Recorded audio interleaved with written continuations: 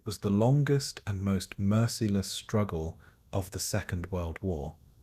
A war without front lines, without mercy, fought not on land or in the air, but across the endless, indifferent sea. The battle for the Atlantic was a campaign that stretched from the first day of the war to its very last, a 6-year ordeal that determined whether freedom would survive or perish beneath the waves. It was the battle for the convoy routes, the fragile lifelines that bound North America to Britain, that carried food, fuel, weapons, and hope across an ocean ruled by fear. Every loaf of bread, every bullet fired in Europe, every plane that took to the skies depended on those convoys, and for years the Atlantic became the world's most dangerous battlefield, a place where death came quietly, where steel met salt, and where the outcome of the war itself was decided in darkness. When the war began in 1939, the German Navy, the Kriegsmarine, was small compared to the mighty fleets of Britain and America. But it possessed one weapon capable of striking terror into the heart of the Allies, the U-boat. Under the direction of Admiral Karl Dönitz, Germany unleashed its submarine fleet into the Atlantic with a single purpose: to sever the lifeline between the old world and the new. The plan was simple, brutal, and brilliant.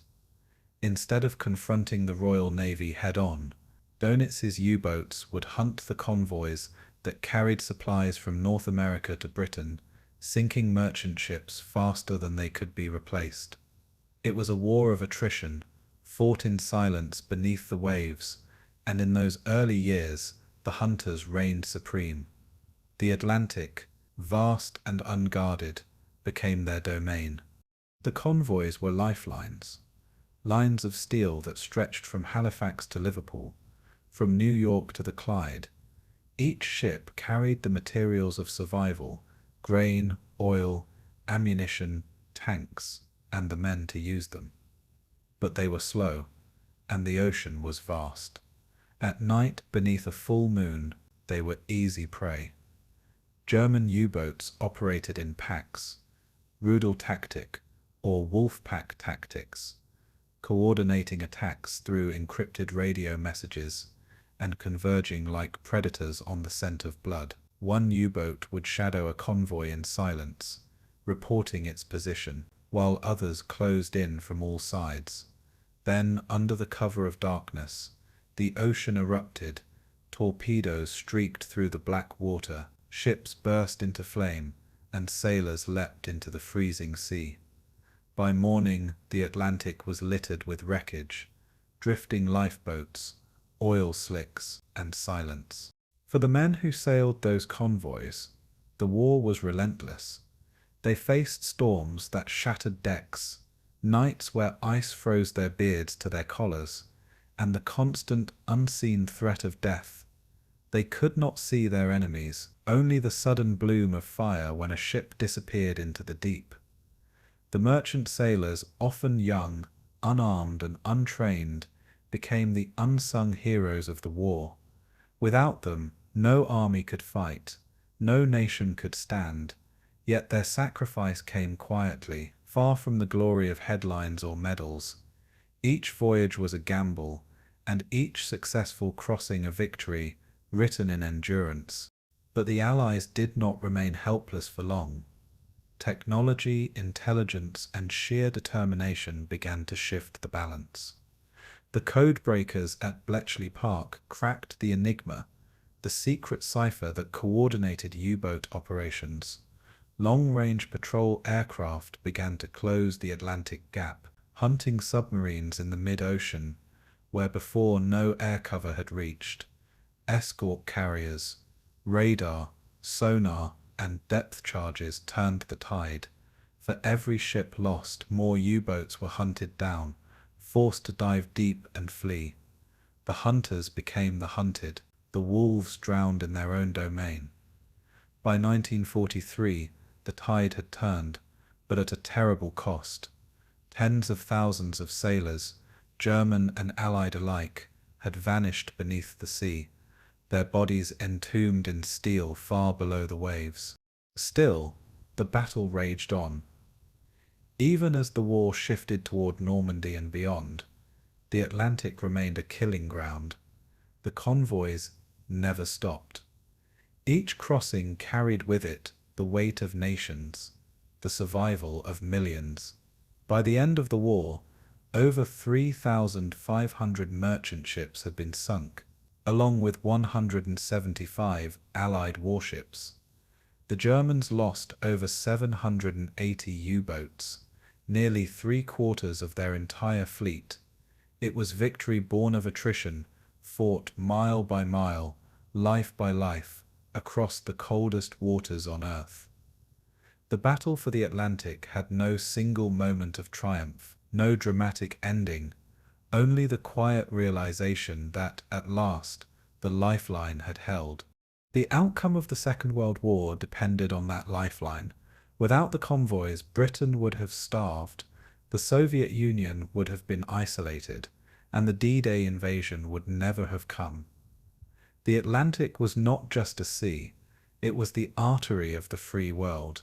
Its defenders, sailors, airmen, and code-breakers fought an invisible war whose victories were measured not in ground gained, but in ships that arrived safely at dawn. The battle for the Atlantic was the war's longest heartbeat, steady, fragile, and vital. Tonight we return to those dark waters, to the convoys that braved the storm, the submarines that stalked them, and the men who lived and died between them.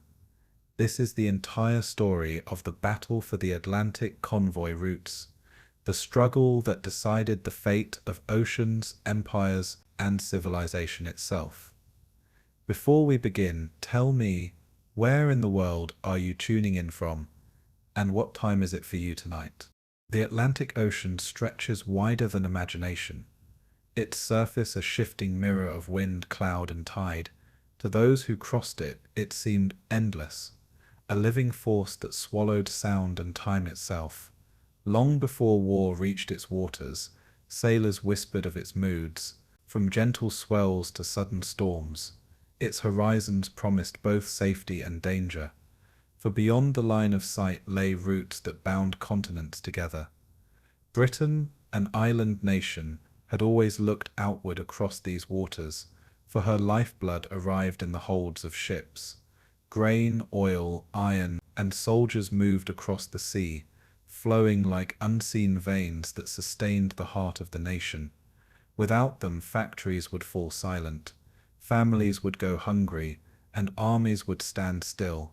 The ocean, vast and silent, became the thread upon which Britain's survival would hang. Yet in these early days, the water still seemed calm, as if it had not yet chosen sides. And in that quiet calm, the Atlantic waited for the first storm of war. When the war began in September of 1939, Britain's position was more fragile than many realized. The seas had carried her power for centuries, but now those same seas could betray her if left unguarded. Every loaf of bread, every gallon of fuel, every rifle and shell was tethered to the safe passage of ships. The island could not feed itself, nor could it fight for long without the lifelines stretched across the water. The Atlantic was both bridge and barrier, a highway of hope and a corridor of risk. Even in peace, voyages were long and filled with unseen perils of weather and mechanical failure. But now shadows stirred beneath the waves, and warships hunted on the horizon. Still, in 1939, many people believed the conflict would be short, and that the sea would remain a trusted ally. They did not yet feel how the battle for these waters would become the longest struggle of the war, and the ocean, vast and patient, gave no hint of what was to come. For sailors, the Atlantic was never simply water. It was a shifting world of colors and sounds, of pale dawns, gray afternoons, and nights blacker than coal. Winds carried the salt of distant shores, while waves drummed an endless rhythm against iron hulls. Men stood watch beneath stars so clear they seemed close enough to touch, yet the loneliness of distance pressed upon them. Convoys moved slowly, like clusters of fireflies across an endless plain, bound together by duty and chance. Each vessel carried not only cargo, but also lives, hopes, and letters written by trembling hands. The ocean tested them with silence more than storms, for silence allowed the mind to wander into fears unspoken, and in the stillness, every creak of wood or whisper of steel became a reminder of isolation. The war had only begun, yet already the Atlantic wrapped itself around the hearts of those who sailed it, and through that quiet embrace it whispered that survival would not be easily given. To the Admiralty in London, the Atlantic was a chart of routes, distances, and calculations. But to the men at sea, it was a shifting maze without walls. One mistake away from disaster. Convoys were planned on paper with neat lines and schedules, yet in practice they faced storms that tore formations apart. Merchant captains often sailed without escort in the war's early months, trusting tradition more than protection. Each voyage became an act of faith, trusting the horizon to remain empty and the night to remain still. For families waiting in port towns, the departure of a ship meant weeks of anxious silence. No news was good news, but silence also meant they had no warning of loss. This fragile uncertainty hung over every journey, binding together strangers in quiet endurance. Even before the great battles began, the weight of dependence upon the sea was deeply felt. And always in the background, the Atlantic breathed in and out, eternal and unmoved. For Germany, the Atlantic was both obstacle and opportunity. The island fortress of Britain could not be assaulted directly, but its lifelines across the water could be cut. Admiral Karl Dönitz envisioned submarines prowling unseen, striking quickly and vanishing into the depths. He believed that with enough of these silent hunters, Britain could be starved into submission. Thus the great contest was not over territory, but over movement itself, the right to sail unbroken. Each side would soon learn that controlling the Atlantic was less about victory in battles and more about endurance. The ocean was too vast to be ruled by any flag, too deep to be conquered. Instead, the war would be fought through patience, adaptation, and sacrifice upon its waves. Even in the calm dawn of 1939, these ideas were quietly shaping the years ahead. And like a tide turning unseen beneath the surface, the struggle was already beginning.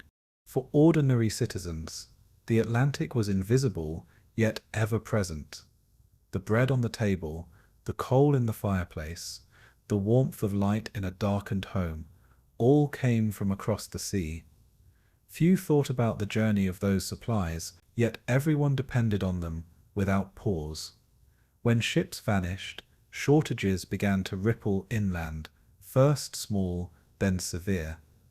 Families understood, even without being told, that their fates were tied to sailors they would never meet. The ocean became a silent partner in their daily lives, demanding patience and resilience.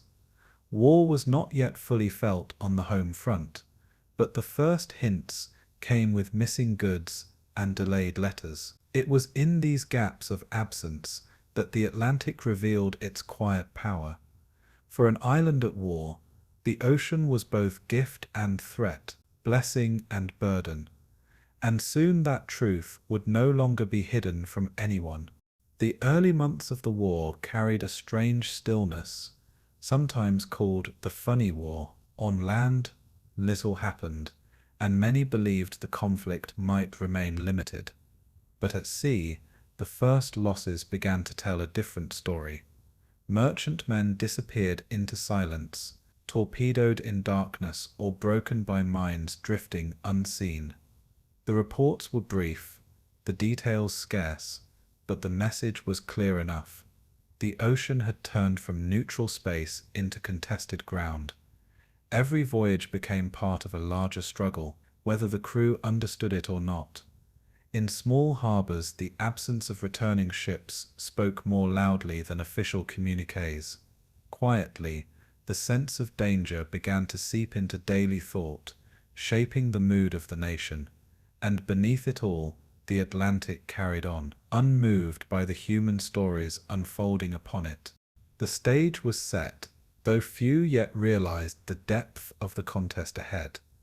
The war in the Atlantic would not be fought in weeks or months, but across years measured in lost ships and rescued lives. It would demand not only weapons and machines, but courage, endurance, and endless sacrifice. The ocean itself would become the true measure of power, testing every sailor who entered its embrace. Each convoy that left port carried with it the fragile hope of a nation, and each successful arrival bought a little more time. But each loss whispered of hunger, of factories without fuel, and of an island slowly tightening in fear. Britain's fate, though not yet clear, was already tied to the restless waters surrounding it. The Atlantic had chosen its role as battlefield, though it remained silent and vast. The story of this struggle was only beginning, in whispers and shadows. Beneath the calm, the Atlantic was waiting, and soon it would become the longest battlefield of the war. In the quiet harbors of Germany, sleek shapes rested against the tide, waiting to slip unseen into the open sea. They were submarines known to sailors as U-boats, built for patience and surprise rather than strength. To the world they appeared small, almost fragile, compared to the steel giants of surface fleets. Yet their power was not in size, but in silence, in the way they could vanish beneath the waves and return without warning. The idea was simple: strike where the enemy was weakest, in the long stretches of ocean where no help could arrive. Admiral Karl Dönitz, a man of calm certainty, believed that with enough of these hidden hunters, Britain could be strangled. He imagined them not as lone prowlers, but as coordinated packs, striking together like wolves in the night.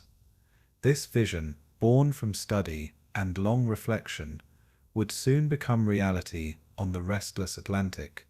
The crews who would carry out this vision were young, often barely more than boys, and from these harbors they began to drift into history, with hope burning quietly in their hearts. The men who served in U-boats stepped aboard with a mixture of pride and unease. They were volunteers, drawn by the promise of adventure and the closeness of a chosen few. Life inside the narrow steel hull demanded trust, for there was no escape from the bonds of the crew. They ate together, slept in hammocks, strung over torpedoes, and shared the same air for weeks at a time. Every journey was a test of patience, where silence became a second language. When submerged, the air grew warm, heavy with the scent of oil, iron, and humanity. Yet for many of these men, the sea offered purpose and belonging that the land could not provide. They felt they were guardians of their nation, standing against a vast empire supplied only by fragile convoys. Their world was small, but their mission reached far beyond their narrow steel walls, and so they carried their youthful certainty into the shadowed waters of the Atlantic. Dönitz believed in concentration, not scattered strikes. A single submarine could wound, but a pack of them, converging from many directions, could overwhelm even a guarded convoy. Communication was key, relayed through signals from headquarters to boats stretched across thousands of miles. These messages, often brief and coded, tied the hunters together as if by invisible threads. At night they would surface, black silhouettes against darker skies, drawing near to their chosen prey. One by one, torpedoes would be released, and in that orchestrated chaos, convoys would falter. For Dönitz, this was not mere warfare, but a methodical design, shaped by calculation and relentless focus. He watched the early results with quiet satisfaction, convinced his doctrine would bend the ocean to Germany's will. But war at sea has always been a dialogue, not a monologue, and every move invites a reply. And as the wolf pack stirred, so too would their opponents find ways to respond. The men inside the U-boats experienced the ocean in ways surface sailors could not. They listened to the groan of the hull as it sank into pressure, each sound a reminder of the weight above them. They marked time by watches and by the steady thrum of engines. Their world sealed from daylight. Only when surfacing at night did they breathe fresh air and glimpse stars spread across endless skies. Those brief moments under starlight felt like release, fragile reminders of the world beyond steel walls. During the day, they often remained submerged, drifting slowly, conserving fuel, and listening to the heartbeat of the sea. The silence could be suffocating, but it also became a companion, teaching them patience. Friendships deepened in whispers, laughter, and quiet endurance, shared among cramped bunks. In such closeness, bonds were forged that lasted a lifetime, even for those who would not return. And through their endurance, they carried Donitz's vision of coordinated strength further into the vast Atlantic. Many of these young men left behind letters folded in pockets, tokens from sweethearts, or photographs tucked into small lockers. They were not faceless machines, but sons, brothers, and lovers, stepping into danger with a strange blend of fear and devotion. In their uniforms they looked alike, yet each carried the weight of personal hopes and unspoken doubts. Some longed for adventure, others for recognition, and a few simply sought to escape the monotony of ordinary life. Inside the submarine, individuality gave way to unity, as survival demanded discipline and mutual trust. In the rare moments of rest, they told stories of home, sang songs in hushed voices, and clung to memories like anchors. To them the ocean was not abstract strategy, but a daily struggle with distance, isolation, and silence. And as convoys began to feel the bite of these hidden predators, the young crews tasted the strange mixture of pride and sorrow. The war at sea was becoming personal, marked not only by losses, but by endurance, and each new patrol deepened the belief that the sea itself could be mastered.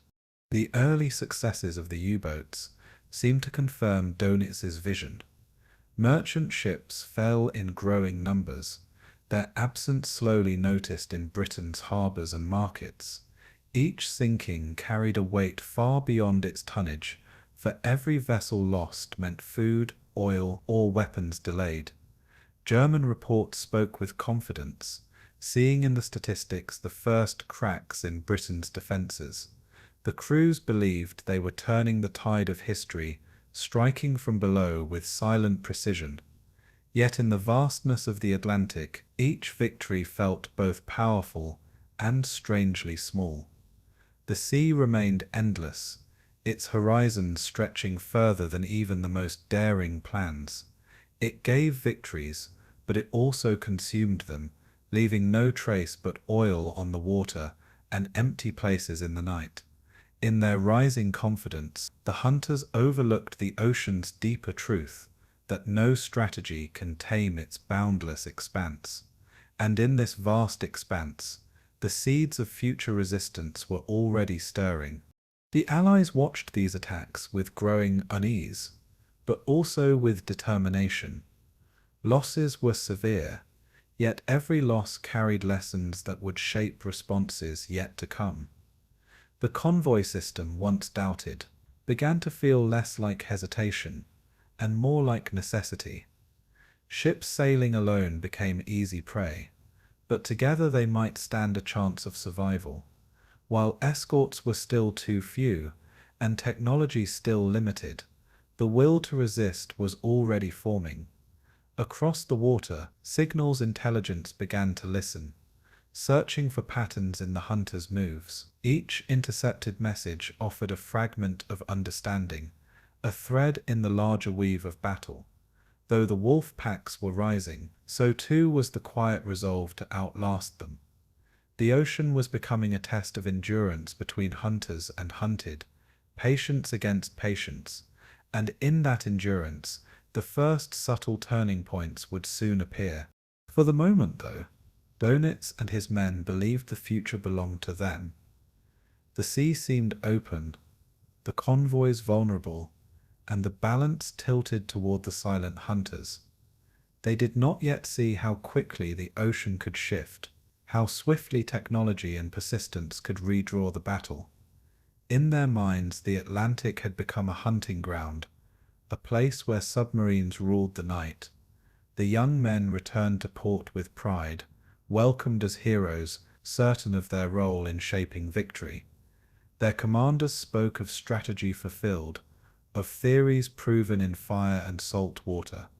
But even as they celebrated, the ocean remained untamed, vast and unyielding to human designs. The hunters believed themselves ascendant, yet the struggle was far from decided. For every convoy struck, another prepared to sail, carrying the hopes of nations upon its decks. They believed the sea would be theirs, but the Atlantic has never surrendered easily. The convoy system was not born from confidence, but from worry and hesitation. In the early months of the war, British leaders debated whether grouping ships together would only create larger targets for the waiting U-boats. Yet the history of the First World War lingered in memory, when convoys had reduced losses and saved tonnage. Still, many captains preferred to sail alone, trusting in speed, luck, and the vastness of the sea. Convoys meant surrendering independence to the slow rhythm of the group, a pace dictated by the weakest vessel. But survival began to demand unity, for the Atlantic was proving less forgiving than hope. Slowly, almost reluctantly, Britain began to gather its merchant ships into long lines, escorted by a handful of destroyers and trawlers. It was not a flawless defense, but it carried with it the comfort of numbers. The lonely horizon was no longer faced alone, and with that the stage was set for ships to move together through fog and silence, bound by common need. To sail in a convoy was to surrender oneself to patience. A fast liner was held back by a lumbering freighter, while a ship's master had to watch carefully to keep station through the long grey days. Signals were limited to flags and lights, for the fear of revealing a position was ever present. At night, blackouts deepened the silence, with no glow of lamp or lantern allowed above deck.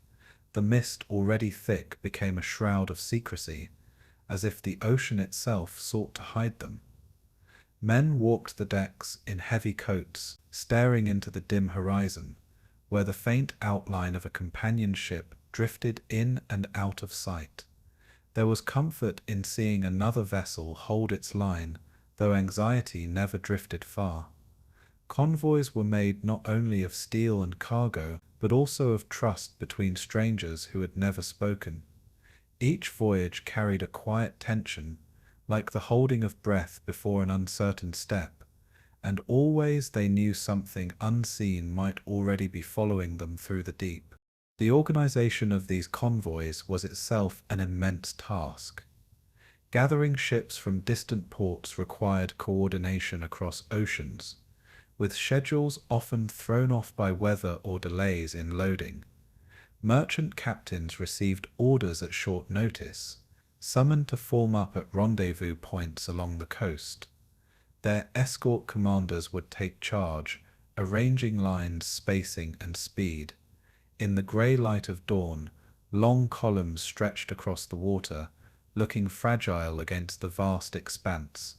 To many who watched, the convoys seemed like tiny processions, threading their way through a wilderness of sea and mist. The Royal Navy had too few escorts to guard them well, but still the attempt was made. Trust was placed in discipline, in careful formation, and in the sheer difficulty of the enemy finding them. The effort was imperfect, but it became a lifeline nonetheless. And so convoys began to move across the Atlantic like drifting caravans in an endless desert. For those aboard, life settled into a rhythm shaped by duty and watchfulness. The day began with the cold bite of salt air and the call to stand watch, eyes straining over grey waves. The sound of engines was a constant heartbeat, steady yet fragile. Meals were taken in silence, broken by nervous laughter or stories, meant to pass the hours. Letters from home were read over and over, treasured as rare reminders of another world. At night the blackness was complete, broken only by the dim shadow of another ship, just visible through the fog. Silence pressed upon every thought, filling the mind with the awareness of what might lurk unseen. Yet there was also a peculiar calm, born from routine and necessity, where men found comfort in small habits. Some carved wood, others scribbled in journals, their words drifting between hope and unease.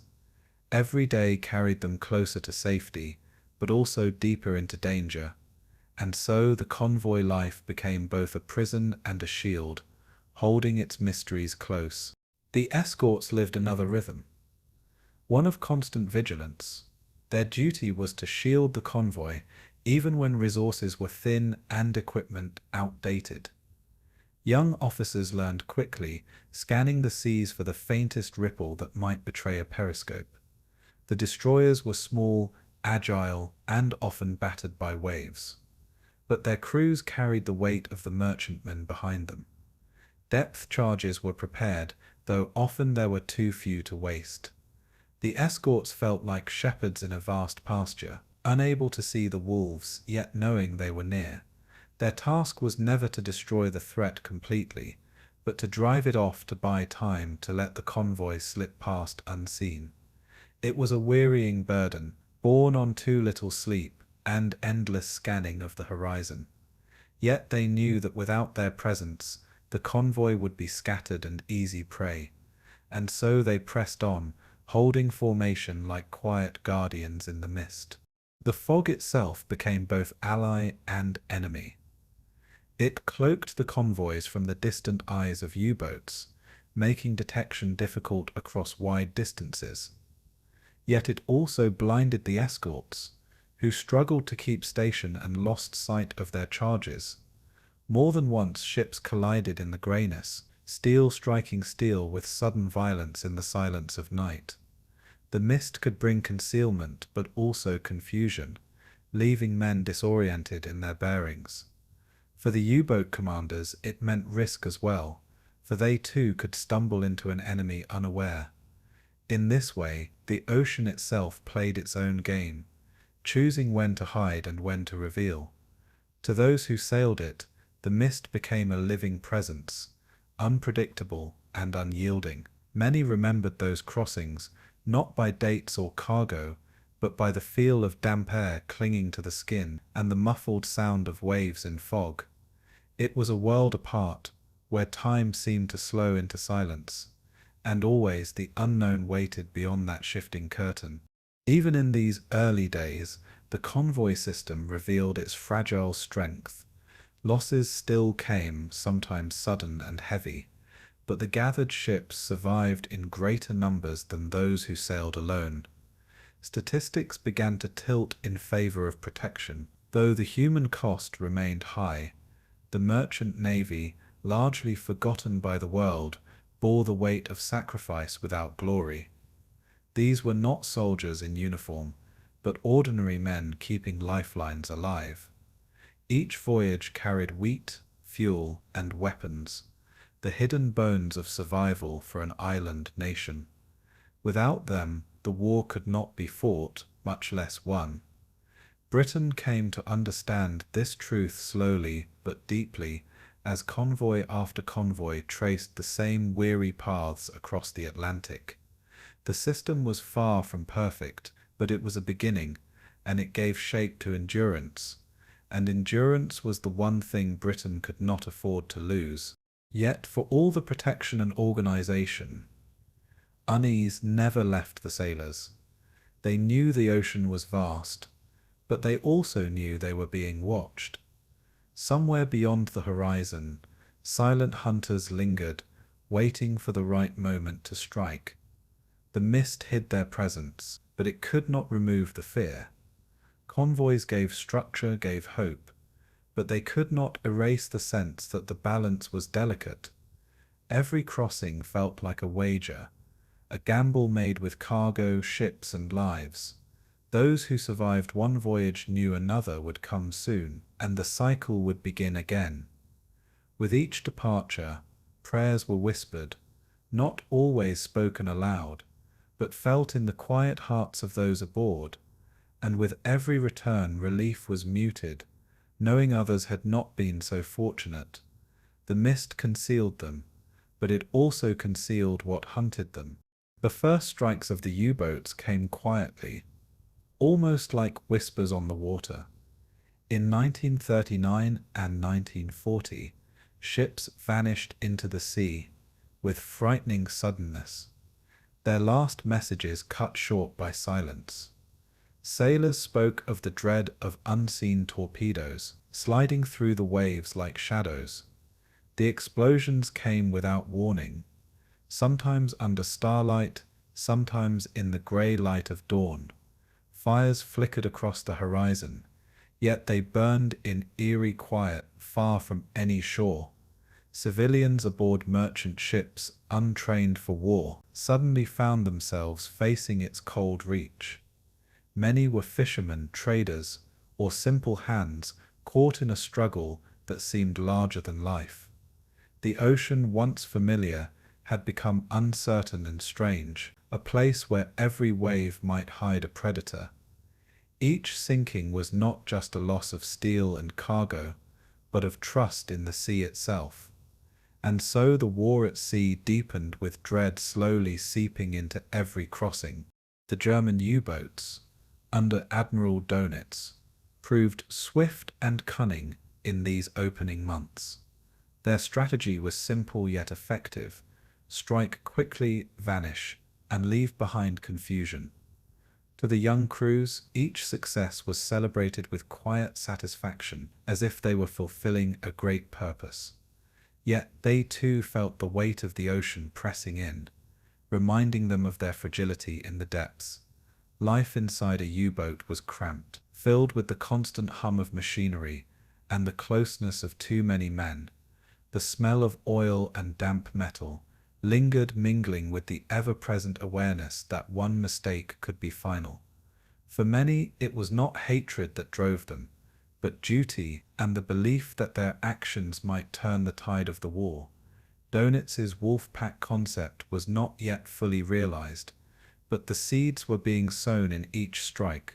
The early months became a testing ground, proving both the promise and peril of submarine warfare, and with every success, the sense of danger spread wider across the Atlantic.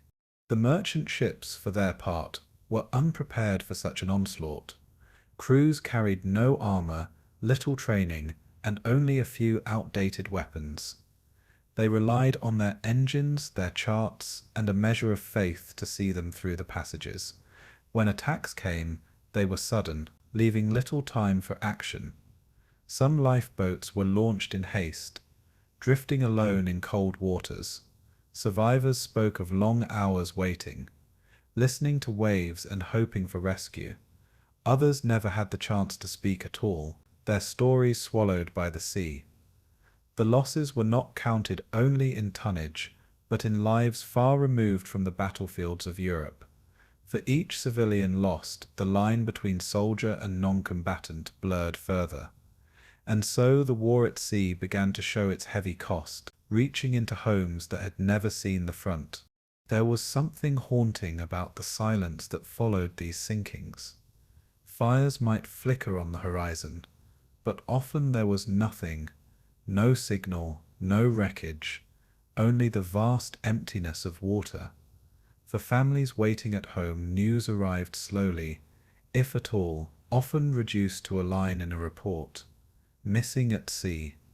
The ocean held its secrets closely, and those secrets were measured in names never returned. Even in ports, the atmosphere grew tense, with sailors whispering about convoys lost and ships overdue. Fear became a shadow over every departure, even for the most seasoned mariners. Each ship that vanished reminded others of their own vulnerability. The sea, which had once given livelihood and freedom, now demanded sacrifice in silence. In this way, the Atlantic itself seemed to darken, not in color, but in meaning. And still more ships left harbor, carrying the lifeblood of Britain into the waiting vastness. The U-boats were not invincible, but in these early months they held the advantage. Their commanders grew skilled at choosing positions, lurking near shipping lanes where the prey was plentiful. Attacks near the British Isles in the western approaches cut close to home. Every loss was felt more keenly when it happened, so near the coast, almost within sight of land. Yet for the Germans, it was proof that the blockade could bite deeply, strangling Britain's supply lines. The early months carried a sense of momentum, of hunters mastering their craft. But the sea has a way of reminding even hunters of its vastness. Crews endured storms, mechanical failures, and the weight of constant danger beneath the waves. Victories were real, but they were also fragile, built on chance as much as skill. And so the early triumphs were both a beginning and a warning of the struggle to come. On land, the impact was felt in quiet but heavy ways. In Britain, rationing began to take hold, with food and fuel growing scarcer as losses mounted. Housewives lined up in queues clutching ration books, while children learned to stretch every meal. Newspapers reported shipping losses, though often with softened words to preserve morale. Still, the truth was clear enough. The Atlantic lifeline was being tested, and its strength was uncertain. In ports, dockworkers loaded ships, knowing some would never return, their cargo swallowed before it reached its destination. The war, which had seemed distant for many, now crept closer with each empty shelf and each telegram. Every merchantman that slipped out of harbor carried not only cargo, but the weight of a nation's survival, and each loss deepened the shadow cast by the silent hunters of the sea. In this way, the home front and the ocean front became bound together, and together they faced the growing tide of uncertainty. For the men at sea, survival became a matter of resilience and chance. Some recalled the uncanny stillness of the ocean just before a strike, as if nature itself held its breath. Others remembered the hiss of steam, the groan of metal, the rush of water, but often without panic, only a stunned awareness that their fate had shifted. Those who endured told stories of nights spent adrift, watching stars above, while the cold seeped into their bones. Sailors clung to one another, both for warmth and for hope, as hours passed without sight of rescue. When ships did arrive, survivors were lifted aboard in silence, their eyes reflecting a distance that words could not bridge. They returned to port thinner, quieter, carrying the weight of the ocean with them. Some sailed again, because duty called, because cargo still needed to move. Others could not bring themselves to return to the sea, but all of them carried the memory of those first strikes etched into their hearts. The opening months of the Battle of the Atlantic were thus marked by uncertainty and dread. For Germany there was pride in success, though shadowed by the harshness of life beneath the waves. For Britain there was growing fear, softened only by the knowledge that convoys, though flawed, gave some measure of hope. The struggle had begun not with great clashes, but with the slow attrition of merchantmen, disappearing one by one. Each loss was a story cut short, a lifeline severed, a reminder of how fragile survival could be. And with each passing week, the ocean seemed to gather more shadows, hiding dangers that never fully revealed themselves. The war at sea was unlike any other, measured not in ground gained, but in ships lost and saved. Its rhythm was slow, relentless, and deeply human, and it had only just begun to unfold. For every ship lost, the ocean grew darker with dread. By 1940, the map of Europe had changed in a matter of months. France had fallen, the Low Countries were occupied, and the continent seemed silent under new shadows. Britain found itself standing alone, an island fortress surrounded by hostile waters. Its supply lines stretched across thousands of miles of open ocean, carrying everything essential for survival: food, fuel, weapons, and hope. Convoys became more than strategy. They were the rhythm of life itself, the pulse that kept the nation alive. Winston Churchill understood this with unflinching clarity. He called the U-boats his greatest fear, for beneath their quiet prowling lay the power to strangle the island. Each report of a missing ship sent waves of tension through the Admiralty, echoing in the halls of power and in homes far inland. Yet the British people endured, their resolve quietly folding into daily routines of rationing, labour and hope. And across the waves the Atlantic held its breath, as if measuring Britain's determination against its endless expanse. The sea itself seemed larger when Britain was alone, a vast stage where every crossing was amplified in consequence.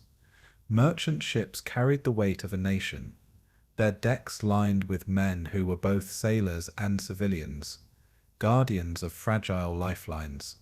Each voyage felt monumental. Every horizon stretched longer than memory allowed. Weather added its own trials with wind and fog, masking the ocean's surface and testing the resolve of even the most experienced crews. Escorts worked tirelessly, scanning the waves for distant shadows, their eyes trained on patterns invisible to most. Every signal, every ripple could mark a danger or a false alarm. The sailors learned to move with patience and caution, finding comfort in routine and discipline. In these crossings, fear and hope intertwined quietly, creating a rhythm that was both tense and strangely serene.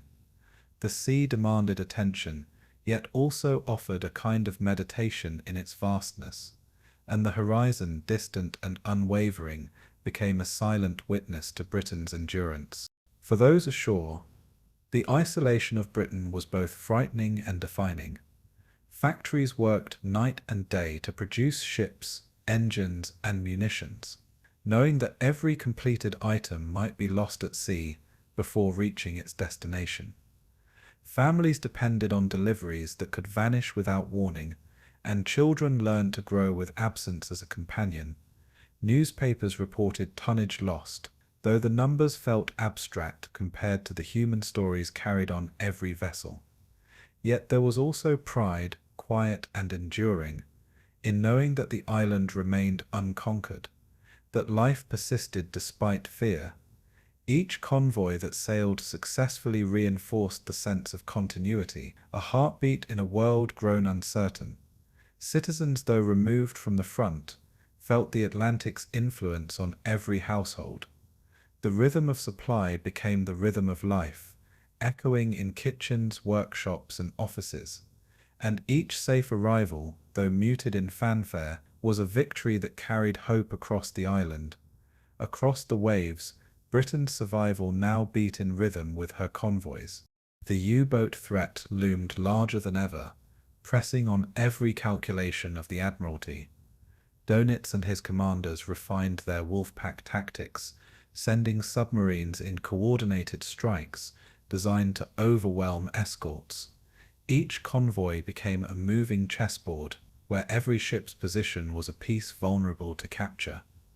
The ocean, vast and indifferent, amplified both advantage and risk, giving hunters space to maneuver, but hiding dangers for themselves. Crews aboard the submarines learned the limits of endurance, submerged for days at a time, moving silently through cold, shadowed waters. Successes were measured not only in tonnage, but in patience and persistence, in the ability to wait without being seen. The Atlantic, immense and patient, seemed to judge both sides equally, rewarding caution and punishing error. For Britain, each convoy that passed safely was proof that endurance and vigilance could hold the tide at bay. And yet the shadow of loss lingered over every harbour and port, a quiet reminder of the stakes at hand. Sailors aboard convoys moved through days and nights thick with wind, fog, and muted sunlight. They learned to rely on one another, on the slow cadence of engines, and on the steady presence of escorts. Meals were taken with quiet conversation or in silence, depending on the mood, while stars traced patterns above during long watches. The mist softened sounds, blurring the line between reality and memory, making every ripple and distant wake seem larger than it was. Ships creaked and groaned under their own weight, the rhythm of metal and water becoming a strange lullaby. Letters from home were treasured, read and reread, folding the warmth of distant lives into the cold reality of the ocean. Each crossing became a meditation on patience, endurance, and the delicate balance of chance. And through it all, the horizon remained steady, distant, and unwavering, a reminder of the space in which these struggles took place. The Atlantic could give nothing freely, but it offered perspective, a slow measure of human determination. And with each mile crossed, Britain's will to survive was quietly affirmed. Isolation sharpened the mind of leaders, sailors, and citizens alike. Resources were scarce, and every decision carried amplified consequence.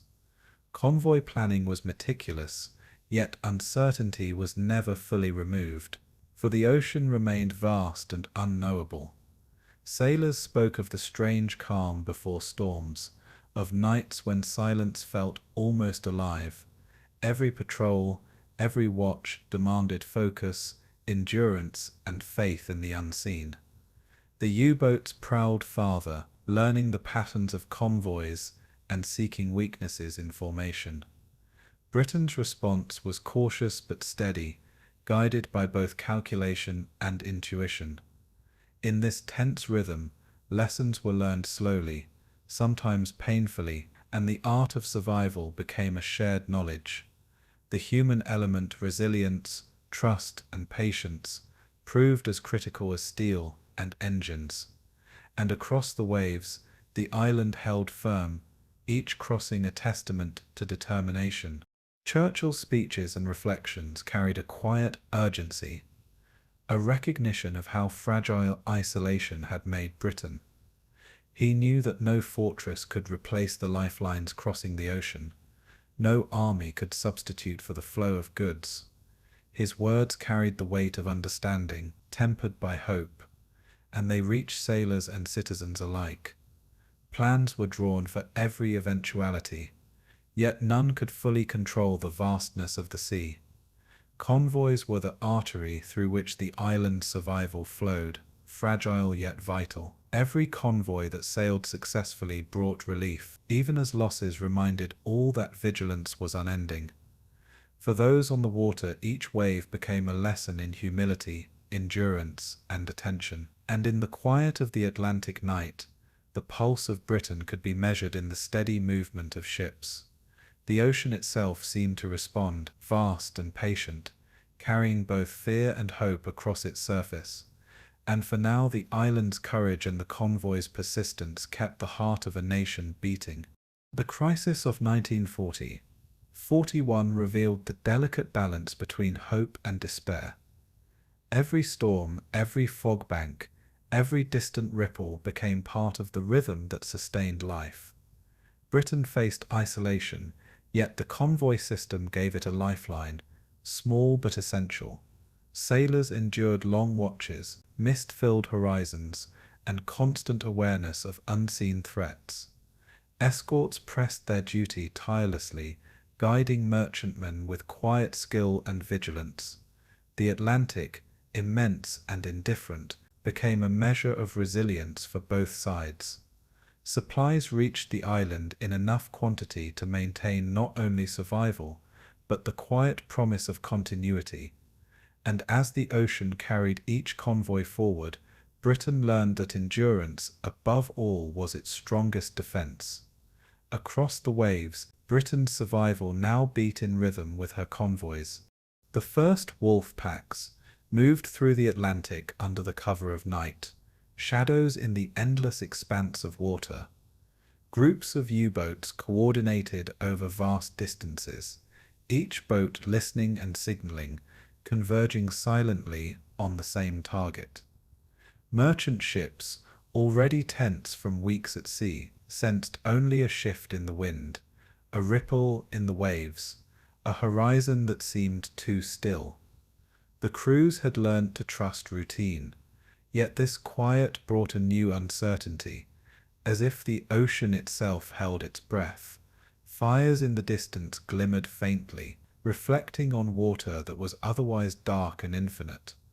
Every crew member, both merchant and naval, felt the weight of presence they could not see, a force moving with patience and intent. The wolf pack struck not with rage, but with calculated inevitability, a slow tightening of the net around their prey. There was no panic in the moment, only a deepened awareness that the world had narrowed to the line of the convoy, and as torpedoes found their mark, the rhythm of the ocean shifted, subtle and mournful. But predators reveal themselves, and so do those who dare to fight them. For the sailors aboard the merchant ships, the attacks were sudden and surreal. One moment the horizon was calm and indistinct, the next the distant shapes of explosions broke the night. Men worked quietly, following protocol they barely understood, assisting one another with calm urgency. Lifeboats were lowered into black water, and those who entered them clung together for warmth and reassurance. The sound of water and wind filled every space, masking the distant cries of distress, but amplifying the sense of isolation. Each vessel that burned or listed carried both cargo and a story of human persistence. Those who survived described a strange serenity in the midst of chaos, a focus sharpened by necessity. The ocean, vast and indifferent, seemed to cradle them even as it tested them.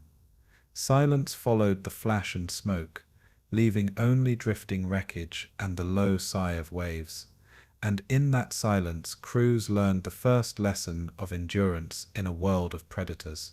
U-boat commanders worked in concert, listening through hydrophones and plotting in confined cabins. Each maneuver was precise, calculated to disrupt the convoy without exposing themselves to counterattack. They spoke in quiet tones, eyes scanning instruments, and the horizon they could not always see.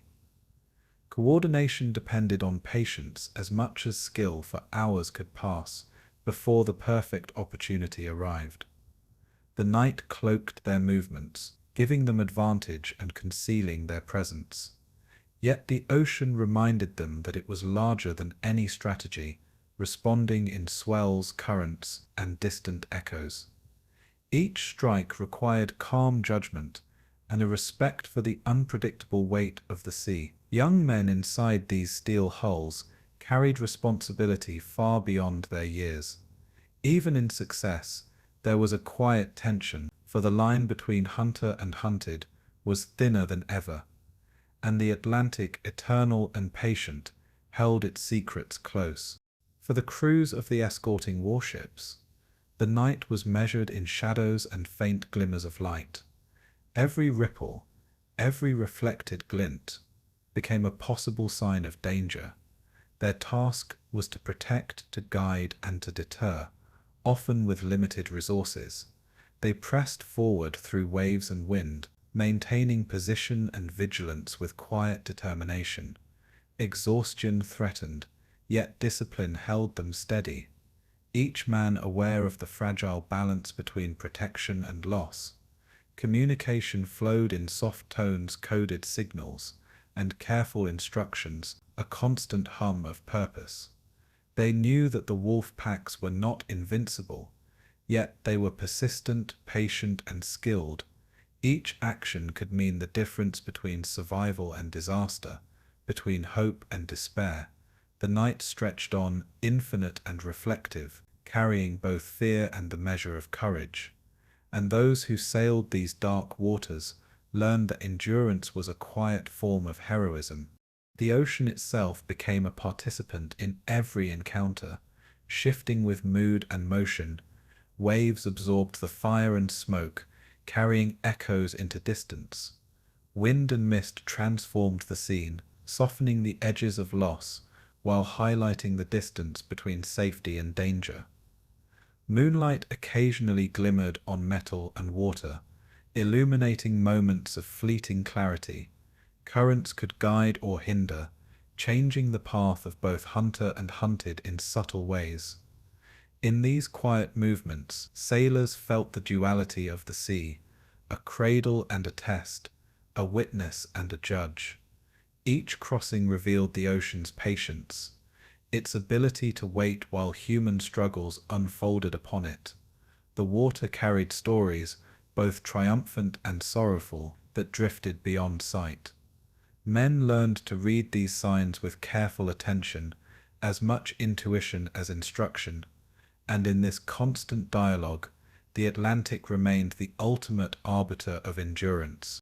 Many lives were touched in silence during these early wolfpack operations.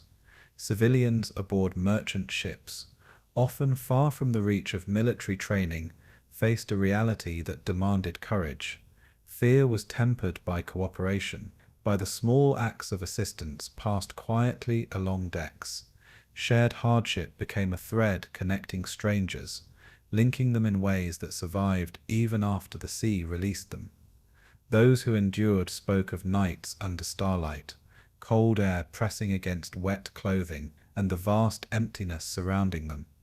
Hope became a companion, as fragile and tenacious as the ships themselves. The Atlantic held them, swaying between threat and protection, an indifferent but constant presence. Stories of survival were whispered when docks were reached, carried into memory and quiet reflection. Even among loss, the human spirit persisted, measured not in triumph, but in endurance.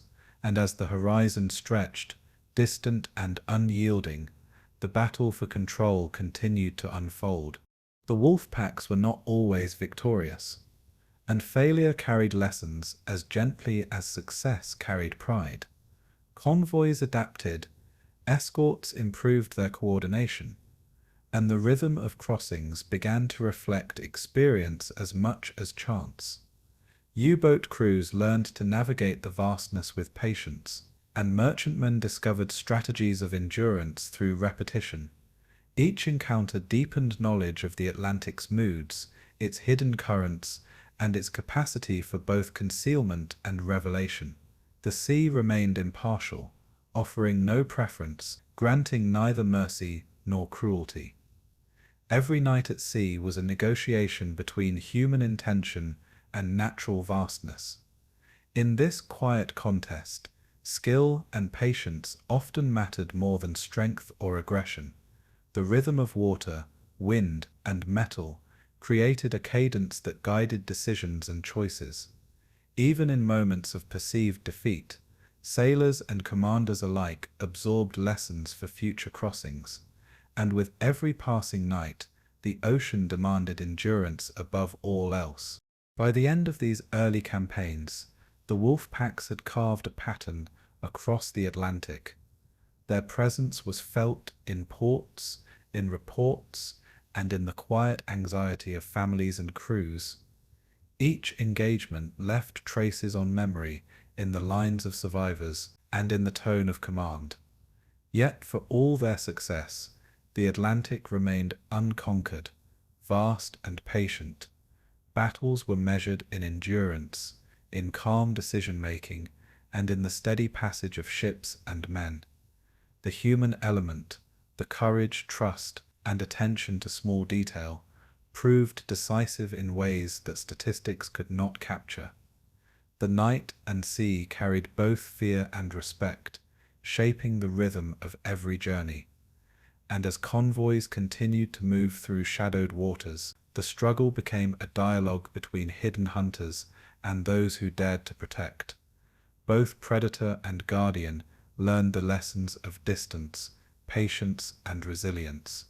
But predators reveal themselves, and so do those who dare to fight them. The escort ships were small against the vastness of the Atlantic, yet their presence shaped the fate of every convoy. Destroyers and corvettes moved through the waves with quiet determination, carrying men trained to endure long stretches at sea. Weeks passed with little respite, as the horizon stretched endlessly and the wind pressed cold against exposed faces. Every sailor became attuned to the rhythm of engines, the gentle roll of the deck, and the distant shadows that might signal danger. Discipline and routine formed the backbone of life aboard these vessels, sustaining both body and mind through stretches of monotony. Supplies were carefully rationed, while every creaking plank and groaning hull reminded them of the fragility of life at sea. Nights were long, often filled with stars mirrored in the dark ocean, and the men moved through darkness with practiced care. They had few tools to face the hidden threat beneath the waves, yet courage and vigilance became their constant companions. Each day, each mile was a measure of endurance, both personal and shared, and slowly these small ships became more than steel. They became guardians of hope. The men who served aboard escorts were ordinary in origin, yet extraordinary in practice. Fishermen, students, clerks, and tradesmen had all found themselves in the embrace of steel and salt water. They learned quickly that patience was as important as skill, that the ocean tested both without prejudice. Every shift at the wheel, every watch at the bow, carried consequences invisible to most observers. Exhaustion was constant, yet there was a rhythm in shared work that tempered fatigue. Laughter, whispered stories, and quiet camaraderie wove through the long hours, softening the edges of fear. They came to understand the small victories in subtle ways. A convoy held together, a distant ship spotted, a threat driven off without loss. Nights under the indifferent stars became exercises in focus and trust, the waves a soft companion to their diligence. In these quiet hours, courage was measured, not in flamboyance, but in steadfast attention to detail, and in the shadow of the Atlantic, these men discovered their calling. Life aboard the corvettes and destroyers demanded intimacy with the sea in its most subtle moods.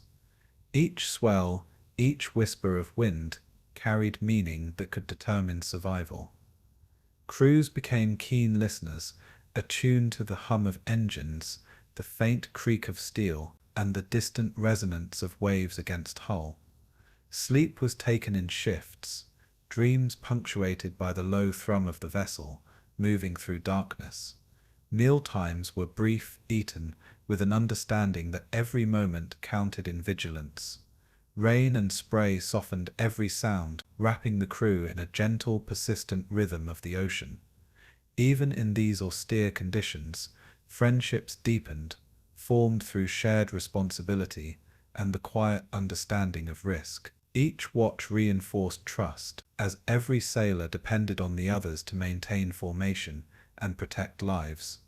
The small ships, fragile in comparison to the vast sea, became instruments of endurance, and the men who sailed them learned the unspoken language of waves, wind, and shadow. The escorts faced invisible threats, measured in distant silhouettes and sonar echoes.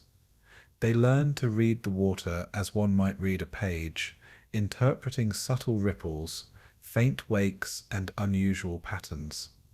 Their actions were deliberate, never hurried, for the ocean rewarded patience over rashness. When danger was suspected, quiet communication carried orders with precision, a rhythm of words that mirrored the rhythm of waves. Even minor movements, turning a wheel, adjusting speed, or altering course, were executed with calm and confidence. Mist, darkness, and swell concealed as much as they revealed, teaching the men both humility and alertness. Despite the constant tension, there were moments of serene beauty, light reflecting on water, the hush of night, the slow rise and fall of distant clouds. These moments became a measure of balance, a way to endure the long stretches of pressure. Each successful escort strengthened confidence, even as the ocean reminded them of its vast impartiality. And the guardians of the convoys had found their calling. The work of coordination between escorts and convoys was delicate, often invisible to those ashore. Signal flags, lamps, and shortwave messages created a quiet dialogue connecting distant ships across the misty expanse. Timing was critical, as the placement of one ship could alter the safety of dozens. Captains studied charts, consulted instruments, and listened to subtle cues from both water and crew. Every maneuver required a measured calm, for missteps could invite disaster in a place where distance stretched endlessly. The young sailors absorbed lessons quickly, learning from each patrol and adapting with patience. They came to appreciate the quiet moments, when the sea seemed to hold its breath, offering both stillness and warning. Coordination was not only skill, but trust, and trust became as essential as steel or ammunition.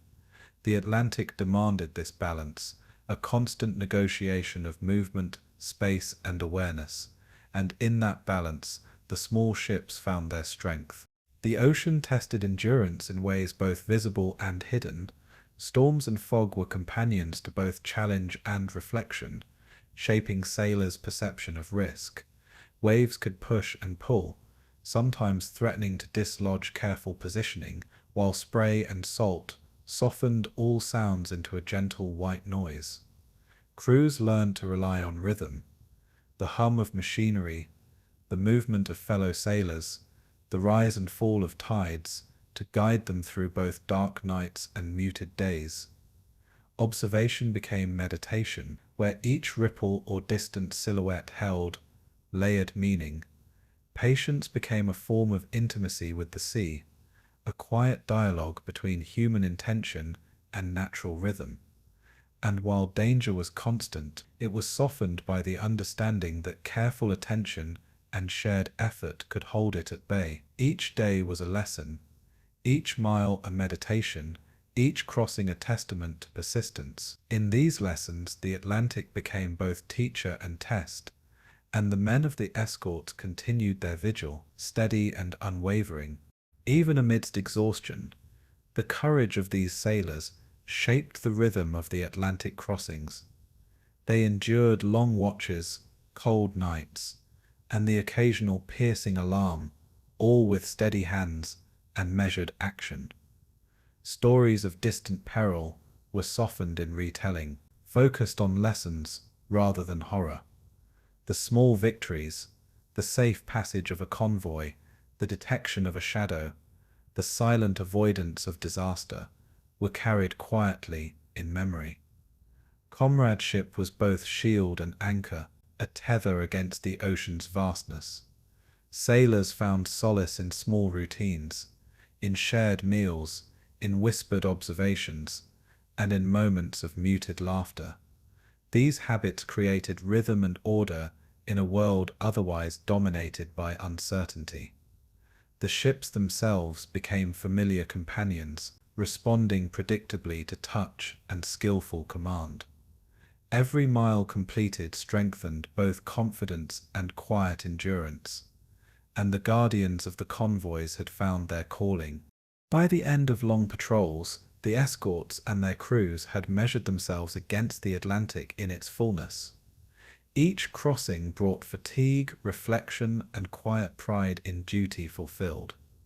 The horizon remained endless, but it no longer seemed impossible. It was a space to navigate, to understand, and to endure. Every maneuver, every alert, every observation contributed to the life of the convoy and the protection of those who traveled within it. In silence, the small ships had become vessels of resilience, their crews custodians of fragile lifelines. They carried not only cargo, but also the hopes and courage of a nation alone in war. And as the night deepened with waves and wind moving in steady rhythm, the men of the escorts rested briefly, confident that their vigilance had made a difference. The Atlantic remained vast, patient, and unyielding, yet the rhythm of human endurance had found its place upon it. And in that rhythm, the convoys moved forward, guided by quiet courage. Far from the wind and waves, another battle unfolded in quiet rooms, filled with the soft hum of machinery. At Bletchley Park, young men and women bent over desks, their eyes tracing lines of code that seemed at first impossible to understand. The Enigma machines were intricate and unyielding, each message a puzzle wrapped in secrecy. Yet patience and observation revealed patterns, rhythms in the chaos, subtle hints that whispered meaning. Each breakthrough was achieved in silence, celebrated in the mind more than in voice. The very air seemed charged with concentration, the faint rustle of paper and tap of keys forming a hypnotic cadence. Every intercepted message carried the weight of lives at sea, their movements and dangers encoded in quiet sequences. Understanding those sequences could change the outcome of a convoy, redirecting ships away from hidden threats. The work was cerebral, demanding, and relentless. Yet it moved with a grace born of necessity, and every word stolen from the ether was a lifeline thrown into the sea. The codebreakers approached their task like gardeners tending to a hidden landscape. Each clue, however small, was nurtured, examined, and patiently expanded into understanding.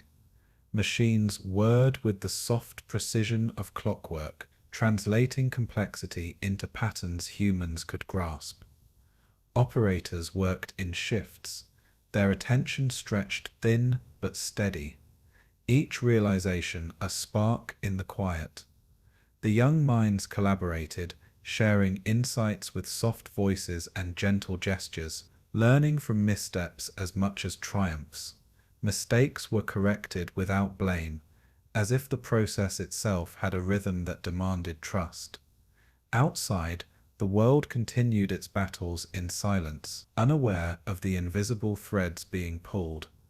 Each intercepted signal that was decoded carried potential relief for convoys on distant waters. The Atlantic, immense and unknowable, relied in part on this delicate work far inland, and the success of these whispers rippled outward, subtly shifting the tide of survival. Convoys at sea were unaware of the quiet guardians working in Bletchley Park. Sailors felt only the rhythm of waves, the distant glint of light on water, and the unseen presence of danger beneath the surface. Yet the coded messages carried through radio waves, intercepted by the cleverness of minds attuned to patterns. Each decrypted signal became a quiet compass, steering escorts and merchant ships away from peril. The process was invisible, yet it shaped journeys in profound ways. Operators often imagined the ships, their decks crowded with tired sailors, moving through mist and darkness. The ocean could not see them, but the code breakers could through numbers, letters, and silent logic. There was a solemnity to this unseen protection, a calm reassurance that human intellect could counter the ocean's unpredictability. Every deciphered message was a bridge between mind and wave, between thought and survival, and the lives of those at sea were quietly intertwined with minds far from the horizon. The challenge of Enigma was both technical and human. Patience and insight were required in equal measure, with every breakthrough demanding stillness and focus. Operators would spend hours repeating procedures, listening to rhythms, comparing sequences, and noting anomalies. Mist became a companion in their concentration, a background to the soft whir of machinery. Their minds became finely tuned instruments, attuned to subtle patterns invisible to the untrained eye. Mistakes were a gentle teacher, prompting careful reconsideration and renewed attention. Collaboration softened the isolation of the task, with insights shared in quiet murmurs or brief written notes. Outside, the English landscape held its own calm, undisturbed by the urgency within. The rhythm of work, slow and steady, became a meditation, each realization a step closer to clarity. And through this quiet diligence, the Atlantic's dangers could be anticipated, softened, and avoided. Each decoded message carried the weight of countless unseen journeys. Convoys relied on timing, position, and coordination, all informed by the soft intelligence flowing from these rooms. Commanders used this guidance like a gentle hand, steering vessels through invisible corridors of safety. Decisions were measured, deliberate, informed by calm reasoning rather than haste. The codebreaker's success was not immediate. It accumulated in patterns, in lessons learned from repetition, and in the persistence of thought. The Atlantic responded indirectly, its waves unchanged, yet filled with fewer hidden perils. Sailors at sea were freed from some measure of uncertainty, their journey shaped by information they could not see but could trust. And the knowledge that danger might be anticipated became a subtle reassurance, a rhythm in the endless pulse of crossings. Lives were preserved not through force, but through quiet insight, observation, and reflection. And each piece of intelligence became a whisper of safety, echoing across the waves. The work at Bletchley Park was exhausting, yet hypnotic, blending tension and calm in equal measure. Operators moved with purpose, their hands steady even when hearts raced with anticipation. Successes were noted quietly, failures examined with patience, and patterns followed, as if tracing the arc of a gentle river. The machinery hummed, a persistent companion to human thought and calculation. Outside, the sun and mist shifted slowly across the grounds, indifferent yet present. Operators occasionally paused to breathe, to feel the silence beyond the room, grounding themselves in small rituals. Each breakthrough connected minds to distant sailors, linking thought to endurance and observation to survival. The process was invisible, but its consequences reached across miles and hours to the Atlantic itself. And the quiet tension within these walls became a lifeline, delicate yet enduring. Every word stolen from the ether was a lifeline thrown into the sea. The human element in codebreaking was as vital as the machines themselves. Intuition guided decisions, insight shaped hypotheses, and collaboration strengthened outcomes. Each operator learned to balance meticulous care with imaginative leaps, finding connections others might miss. Mistakes were absorbed without recrimination, part of a slow accumulation of knowledge. Patience became a form of quiet mastery, a skill nurtured as carefully as any mathematical formula. The room hummed with soft concentration, and the world outside seemed both distant and essential. Each message translated, each pattern unraveled, felt like a small gesture towards survival in a vast and uncertain ocean. Operators became custodians of information, their calm diligence shaping outcomes far beyond their immediate presence. And the Atlantic, ever patient, responded subtly to their work. Lives at sea moved more safely because of minds that listened quietly in shadowed rooms. By the end of long shifts, Bletchley Park had woven a delicate safety net across the ocean. Each convoy's journey was informed, each threat softened by knowledge gleaned from silence and insight. Operators rested briefly, knowing that every hour brought new messages, new rhythms, and new chances to protect those at sea. The Atlantic remained vast and unpredictable, yet the quiet intelligence flowing into its expanse offered guidance. Every decoded signal, every whispered realization, became part of a slow, enduring rhythm that shaped crossings and safeguarded life. And for those at sea, though unseen and unknown, the work of these minds became a gentle hand, guiding them through uncertainty. The rhythm of the Atlantic now intertwined with human intellect, a soft dialogue of prediction, observation, and protection. And every word stolen from the ether was a lifeline thrown into the sea. Across the Atlantic, far from the smoke and urgency of Europe, American ports hummed with quiet life. Ships were repaired, supplies loaded, and sailors moved with a rhythm, shaped by both duty and routine. Neutrality was the policy, yet the ocean itself seemed to call for attention, for awareness beyond borders. Officers studied maps and shipping lanes, noting patterns and the occasional ripple of danger. Young sailors imagined horizons filled with mist and distant shadows, learning patience before ever encountering them. Letters from home carried comfort, the scent of familiar routines folded into paper and ink. Sunlight glimmered on gentle waves, a reminder that the sea could soothe as easily as it could threaten. Observers knew that events across the ocean were changing, subtly but inexorably, with every convoy that passed. Even in calm waters, the sense of anticipation thickened the air. Soon neutrality would sink beneath the waves. American sailors embarked on missions that tested resolve without the immediacy of declared war. Their vessels were steady engines thrumming with purpose, decks lined with attentive eyes scanning horizons. They learned to read subtle signs, a distant wake, a change in wind, the faintest glimmer of movement. Coordination with British convoys required trust and patience, lessons learned slowly through repeated crossings. The rhythm of life aboard ship was measured in hours of observation, small maintenance tasks, and quiet conversation.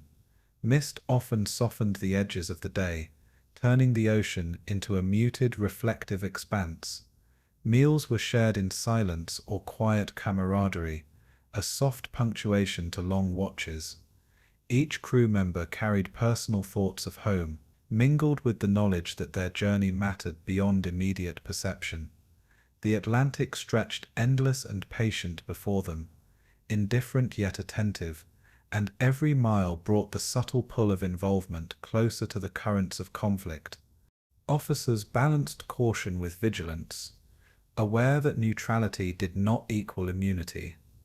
They monitored the horizon for shadowed forms, distant lights, and faint ripples that might signal unseen presence. Decisions were measured, deliberate, guided by both experience and the faint intuition of the sea. Each convoy received gentle attention, positioning ships to maximize safety, while maintaining distance from potential threats. Communication was quiet, precise and efficient, a dialogue of trust between vessels and crew. Even minor adjustments were made with care. The weight of consequence carried silently on each motion. At night, stars mirrored faintly on water, lending perspective and calm to alert eyes. The rhythm of patrols, shifts, and observation became a meditation, a slow measure of endurance, and through it all, the ocean reminded them that patience was both protection and teacher. The Atlantic waited, indifferent but always present. Back on shore, Americans watched events across the water with a mixture of distance and concern. Reports of attacks, losses, and convoy movements filtered through newspapers and radio broadcasts, painting a quiet tension. Families spoke softly of uncertainty, their words measured by hope rather than panic. Military planners anticipated the possibility of direct engagement, studying patterns and preparing quietly for eventuality. Sailors trained relentlessly, their hands and minds becoming attuned to machinery, maps and procedures. Even amidst routine, the horizon seemed to hold possibilities unseen. And each journey carried more than cargo, it carried responsibility. Night descended slowly, leaving harbors and ships alike in muted shadow. The ocean's expanse became both protector and potential threat, a vast space in which human intent mattered. Lessons were absorbed gradually, the subtle discipline of observation shaping the character of those at sea, and the Atlantic quietly drew America closer to its own destiny. For the sailors, crossing into the mid-Atlantic was an awakening to the subtle rhythms of danger and endurance. Mist rolled across the waves, softening shapes and sounds, turning the world into gentle abstraction. Each watch became a lesson in patience, each adjustment a measure of focus. The hum of engines, the creak of hulls, and the distant call of gulls created a rhythm both soothing and instructive. Days were long, punctuated by small tasks and quiet observation, nights endless with stars and reflective waters. The interplay of wind, light, and movement sharpened awareness, teaching lessons invisible to those ashore.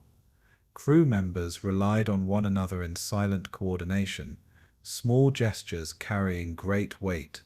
The ocean remained impartial, neither favoring nor punishing, yet responsive to careful attention. Each mile passed built confidence, trust, and understanding. And slowly, the neutral Atlantic became a classroom for courage and endurance. The transition from observation to engagement was gradual yet inexorable. Encounters with distant convoys and subtle threats tested both training and intuition. Sailors learned to measure speed, angle, and spacing with care, guided by invisible patterns in waves and wind. Mist and darkness provided both cover and uncertainty, shaping the rhythm of decision and movement. Communication flowed in measured tones, subtle signals guiding actions without excess noise.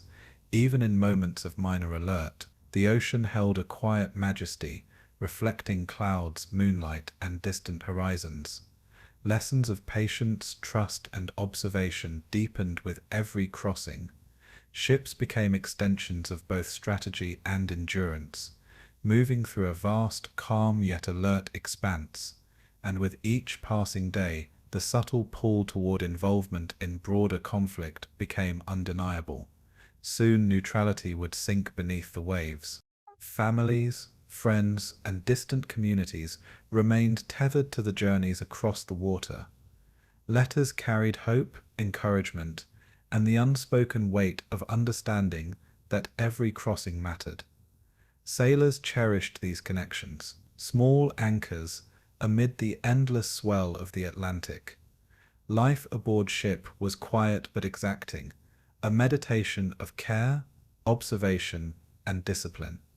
Mist and gentle swells blurred the line between calm and alert, teaching resilience through attention. Each passing horizon was a lesson in distance, patience, and subtle motion. Meals, rest, and conversation became quiet rituals, sustaining endurance. And through this rhythm, Americans began to realize that neutrality was a fragile layer over a restless ocean. The Atlantic, patient and vast, awaited further engagement, and soon its waters would carry more than observation. They would carry responsibility. By the end of long crossings, American sailors had learned the Atlantic's quiet language. Waves, wind, and horizon taught them as much as formal instruction, soft guides to movement and endurance. Observing convoys, coordinating with distant allies, and anticipating threats honed skills beyond imagination. Mist became a companion, a teacher of subtlety and patience. Night watches deepened awareness, and small victories were measured quietly. No explosions, no fanfare, just the satisfaction of skill applied. Each day reinforced trust in one another, in procedure, and in the rhythm of the sea. Ships, men, and ocean became intertwined in a slow dance of endurance and awareness. And as the sun rose on distant waters, neutrality was no longer a shield, it was a fragile beginning. The Atlantic had begun to weave America into its currents, and soon neutrality would sink beneath the waves. After Pearl Harbor, the Atlantic felt the quiet weight of change, shifting subtly yet decisively.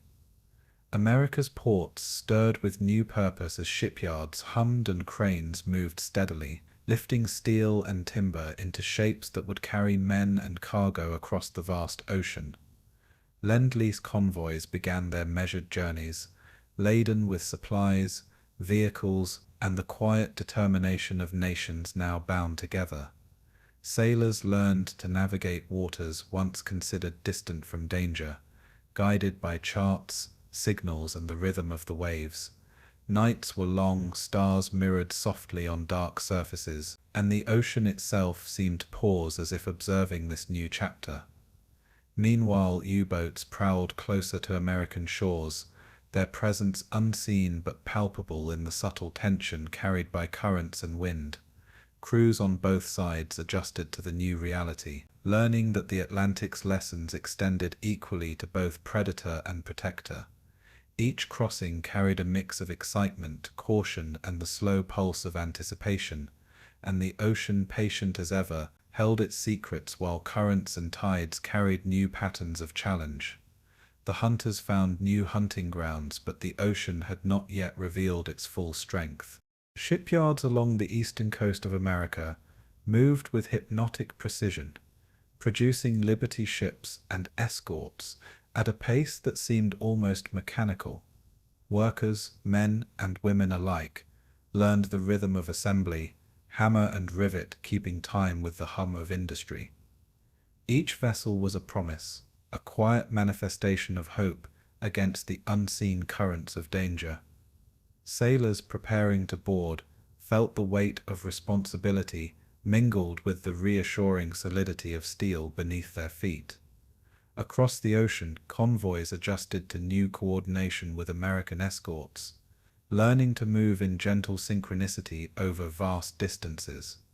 The Atlantic remained impartial, yet its waves carried the subtle consequences of human choices.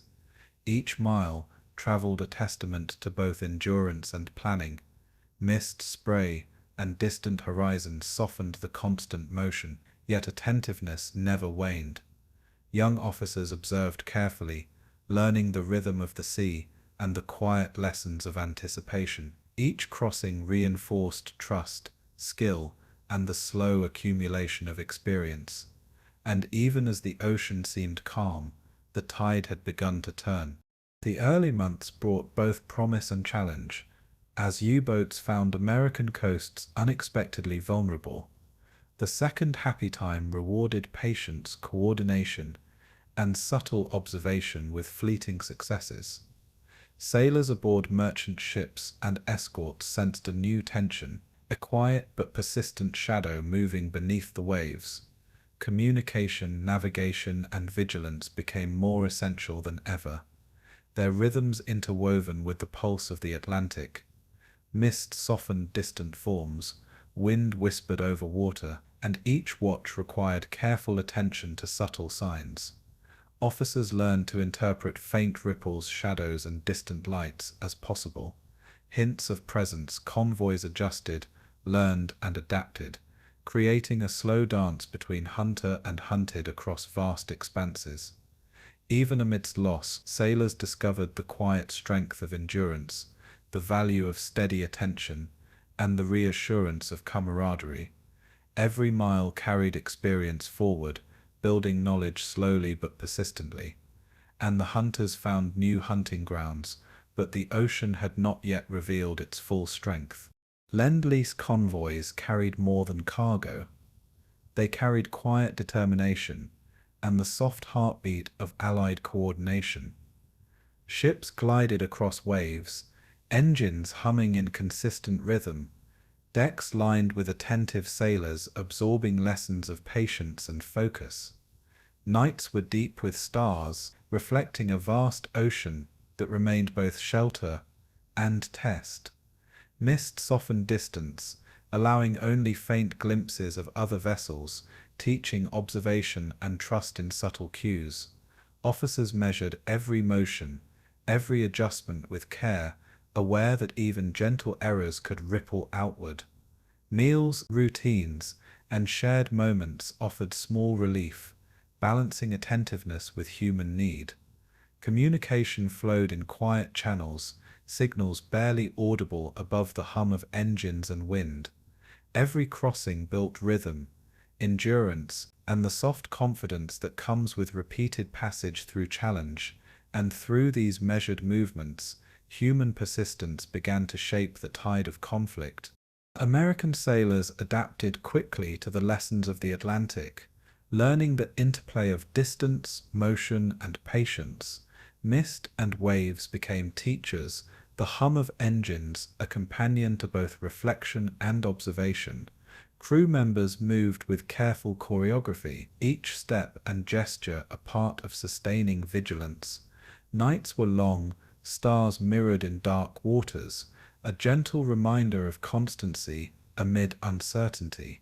Small victories, such as spotting a shadow or maintaining formation, were celebrated quietly, internalized as lessons rather than noise. The Atlantic required respect, attention, and calm endurance, and sailors learned that subtlety often mattered more than speed.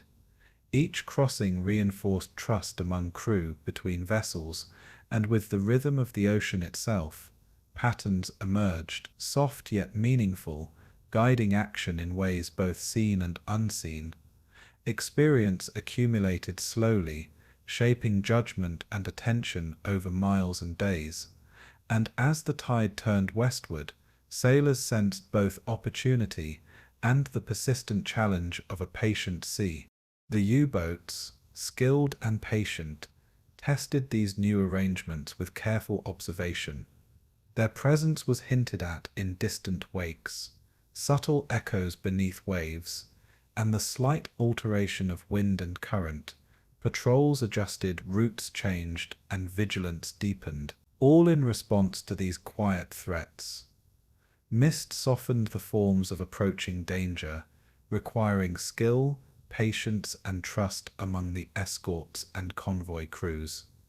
Each maneuver was deliberate, executed with awareness of both ocean and opponent. Night provided cover, while the hum of engines and creak of hulls guided careful action. Even minor shifts in positioning or speed carried consequences, shaping journeys across vast reflective water. The Atlantic held its secrets closely, revealing only hints to those attentive enough to perceive them. And every interaction, subtle or significant, carried lessons that shaped subsequent crossings. The hunters found new hunting grounds, but the ocean had not yet revealed its full strength. Shipbuilding, coordination, and endurance combined to shift the rhythm of the Atlantic. Liberty ships carried cargo, hope, and persistence across the waves, each vessel a testament to quiet determination. Escorts, steadily improving in number and skill, added reassurance to these journeys, a gentle protection against unseen threats. Sailors grew attuned to both familiar and subtle changes in the sea, finding calm in observation and purpose in routine. Mist and moonlight danced on waves, a constant reminder of distance, reflection, and infinite patience. Signals, both coded and visual, maintained rhythm across miles, carrying coordination with the soft cadence of trust. Young officers learned quickly, guided by experience, the Atlantic, and the subtle cues of wind and water. Each crossing became a quiet meditation in endurance, skill, and awareness, teaching lessons in rhythm and resilience. And as American involvement deepened, the ocean carried new energy, yet retained its vast, patient character. The hunters found new hunting grounds, but the ocean had not yet revealed its full strength. By the end of these early months, the Atlantic had begun to transform under combined effort. Convoys moved more smoothly, escorted by increasingly confident crews, their vessels humming with calm efficiency. U-boats remained a presence, but subtle patterns of engagement and adaptation began to emerge. The rhythm of waves, wind, and movement became intertwined with human persistence and strategy. Each crossing carried experience, learning, and quiet observation forward, shaping the next journey and softening unknown dangers. Mist, stars, and reflective water provided both challenge and reassurance, teaching patience to all who navigated the expanse. Ships, sailors, and the Atlantic moved together in a slow, enduring dance of survival and endurance. And as the ocean continued its patient motion, the tide of conflict shifted westward, carrying both hope and the promise of new challenges. The hunters found new hunting grounds, but the ocean had not yet revealed its full strength. The Atlantic, once a vast and unbroken expanse, began to feel smaller under the steady sweep of long-range patrol aircraft. Wings cut through clouds and mist, carrying the hum of engines and the careful observation of men and women trained to read both water and sky. Escort carriers moved silently with convoys, their presence barely acknowledged yet profoundly reassuring. Radar pulses traced invisible lines across the waves, revealing shapes once hidden in shadow and distance. Sailors on decks and in cockpits learned to synchronize with this new rhythm, integrating machines, eyes, and intuition. Mist softened edges, but the ocean and sky together provided a measure of security, a soft envelope of protection. Every flight over the waves became a quiet dance of observation and guidance, moving with deliberate precision. The horizon, once infinite and unmeasured, now carried patterns of approach, shadow, and reassurance. Each day, the air and the water shared responsibility for detection, vigilance, and quiet endurance. The sea was wide, but the sky had begun to close over it. Pilots learned patience as they followed convoys across long stretches of water, scanning for subtle signs of movement beneath waves. Sunlight reflected off gentle ripples, casting fleeting shadows that could hint at presence, yet often revealed nothing at all. Observers and navigators worked in concert, their instruments humming softly as they traced positions and distances. Mist and cloud offered both concealment and clarity, teaching them to read the ocean as one reads a quiet book. Even in calm, the vastness of the Atlantic reminded them of their fragility, their dependence on careful observation and collaboration. The sound of engines, the slight vibration beneath feet, and the quiet murmurs of communication became the rhythm of vigilance. Every crossing was a meditation, blending technical skill with intuition honed over hours and days. Patterns emerged, lessons accumulated, and confidence grew, shaped by repetition and subtle awareness. Sailors, pilots, and observers moved in a measured harmony, each aware of their place within a larger rhythm. And the sea was wide, but the sky had begun to close over it. Escort carriers introduced a quiet, steady heartbeat to convoys, a floating outpost above and alongside the waves. Pilots could take off and land, extend the eyes of those at sea, and offer reassurance invisible yet palpable to crews below. Mist softened the movement of steel and water alike, but the hum of engines and subtle signals carried guidance across distance. Each sortie added knowledge, each observation built understanding, and each flight reinforced the rhythm of protection. Sailors watched the horizon for the first glimmer of approaching aircraft, their eyes tracing soft shapes against sky and cloud. Patrols moved with patience, wings slicing through wind, learning to anticipate and detect patterns invisible from below. The Atlantic was vast, yet the presence of these eyes in the sky slowly stitched distance into measured familiarity. Communication flowed quietly, instruments humming with low, persistent rhythm, linking observation to action, and every mile traveled by sea or air contributed to a slow, enduring dance of endurance and awareness. The sea was wide, but the sky had begun to close over it. Radar pulses illuminated invisible shapes beneath the waves, a soft heartbeat echoing across water and air. Operators learned the subtle language of blips and echoes, translating faint signals into measured action. Mist and shadows softened the sharpness of observation, yet patterns emerged for those patient enough to notice. Each observation carried consequence, shaping the movement of convoys and guiding sailors along paths of quiet reassurance. The ocean itself seemed to respond, its waves reflecting light, movement, and attention in subtle shifts. Crews on escort vessels synchronized their routines with the rhythm of aircraft above, engines humming in concert with wings and waves. Small adjustments, gentle maneuvers, and quiet attention became a shared language of endurance and observation. Days passed slowly, measured in miles, signals, and the pulse of machinery and human attention alike. And in this quiet interplay, the Atlantic secrets became more knowable, yet remained infinitely patient. The sea was wide, but the sky had begun to close over it. The coordination between air and sea taught subtle lessons of rhythm and trust. Pilots learned to anticipate the needs of ships below, adjusting altitude, course, and timing with care. Sailors on decks observed, reported, and adjusted their own movements, creating a gentle harmony of observation and motion. Mist softened distance, moonlight traced shapes on waves, and the Atlantic carried its weight with impartial patience. Every crossing offered repeated lessons, the accumulation of experience forming a quiet intelligence in crews and machines alike. Signals flowed gently across radio waves, subtle instructions guiding movement without urgency.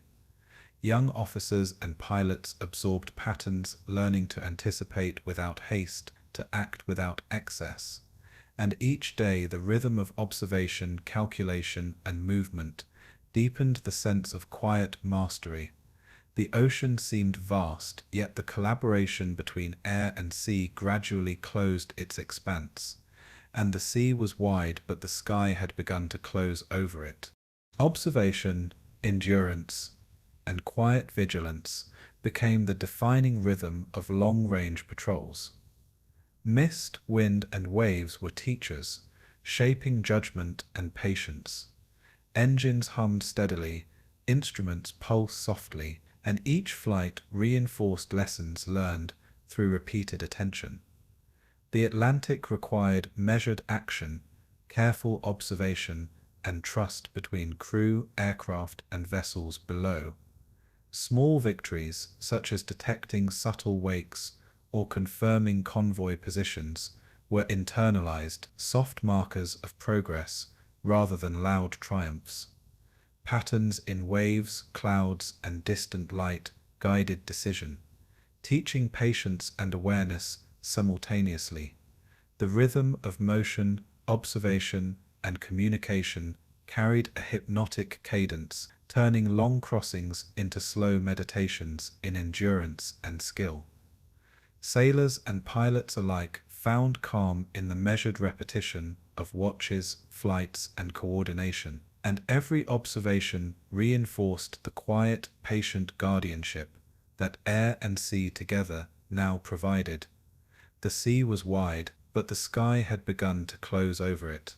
Even as U-boats remained patient beneath waves, the sky now watched as closely as the sea.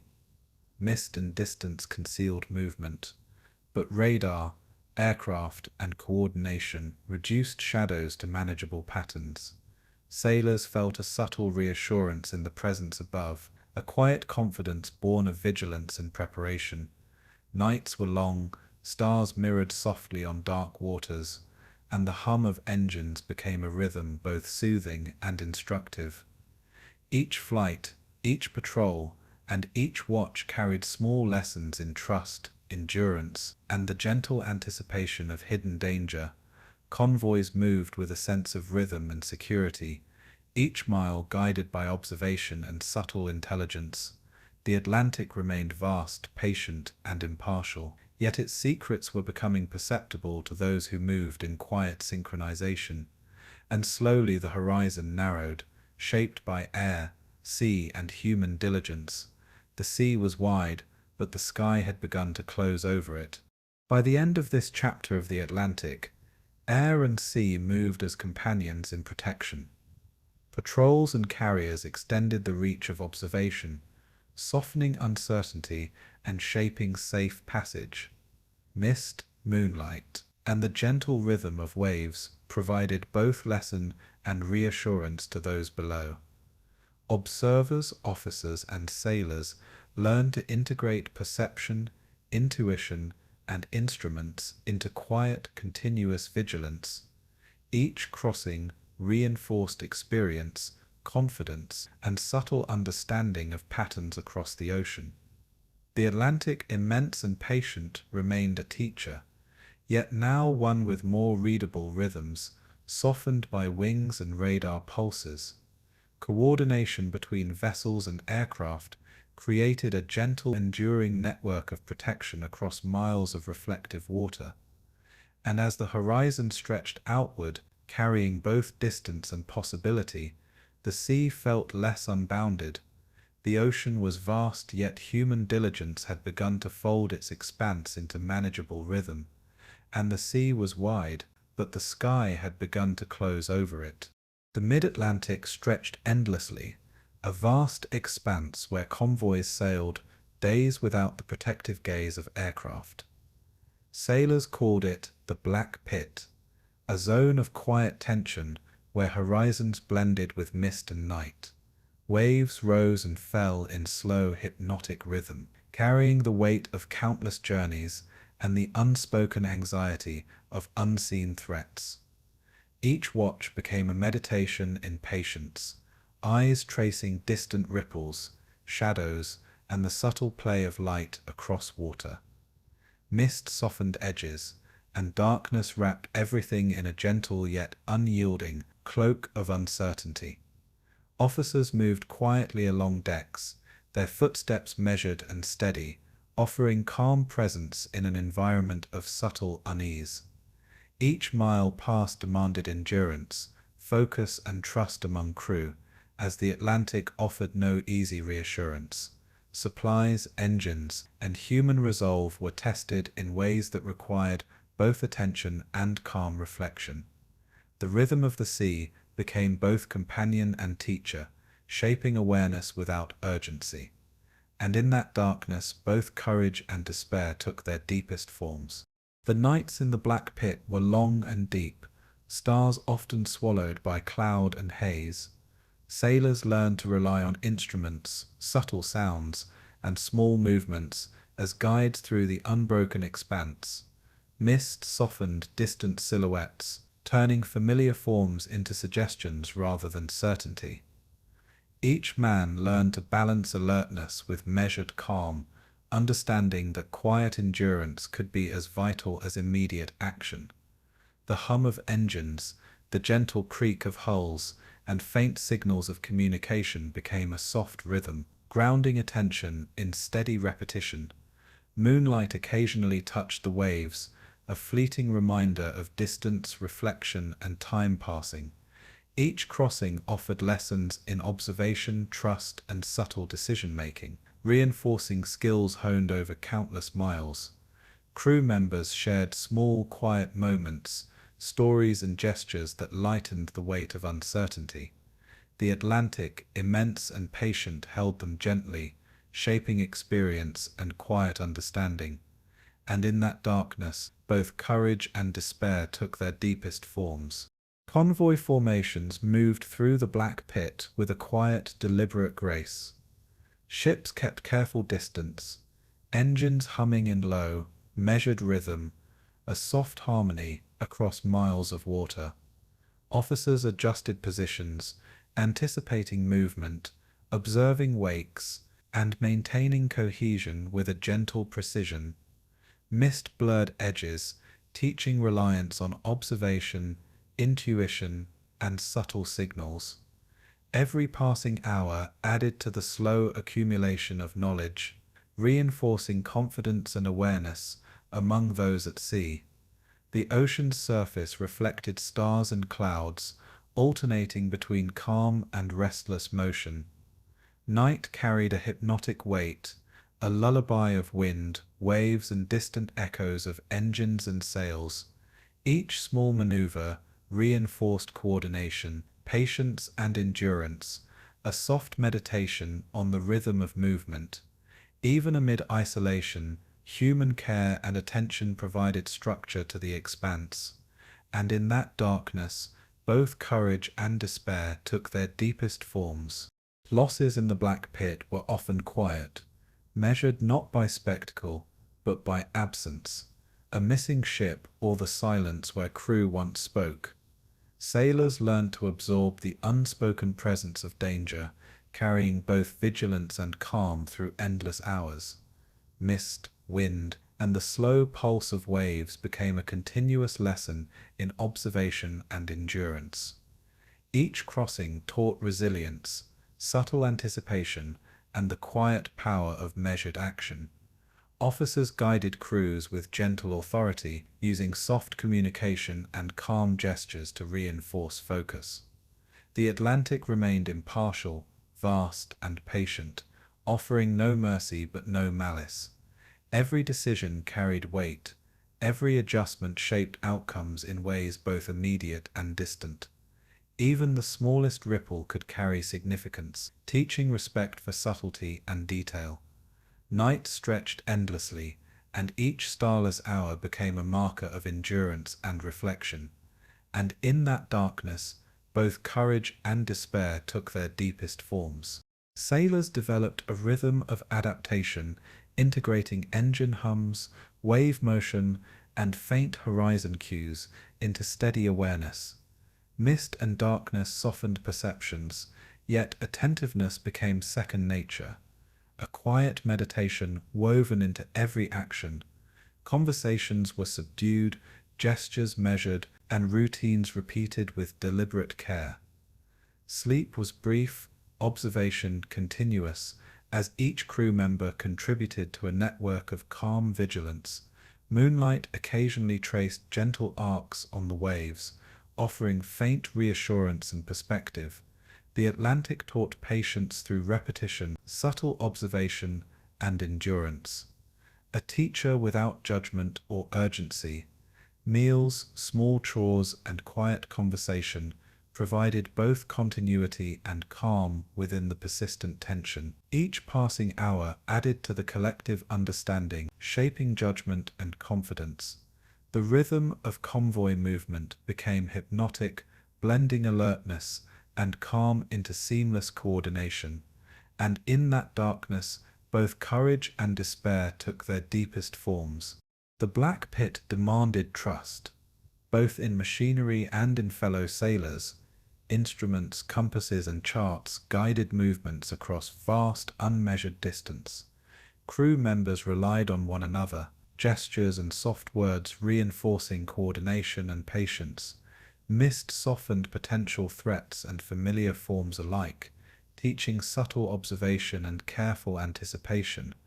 Night deepened slowly, stars sometimes hidden, leaving water and sky in indistinguishable shadow. Each crossing built endurance, quiet insight, and a delicate mastery of calm attention. The Atlantic remained vast, patient, and indifferent, yet experience gradually illuminated patterns previously invisible. The rhythm of the waves, hum of engines, and quiet coordination became a meditation in trust and vigilance.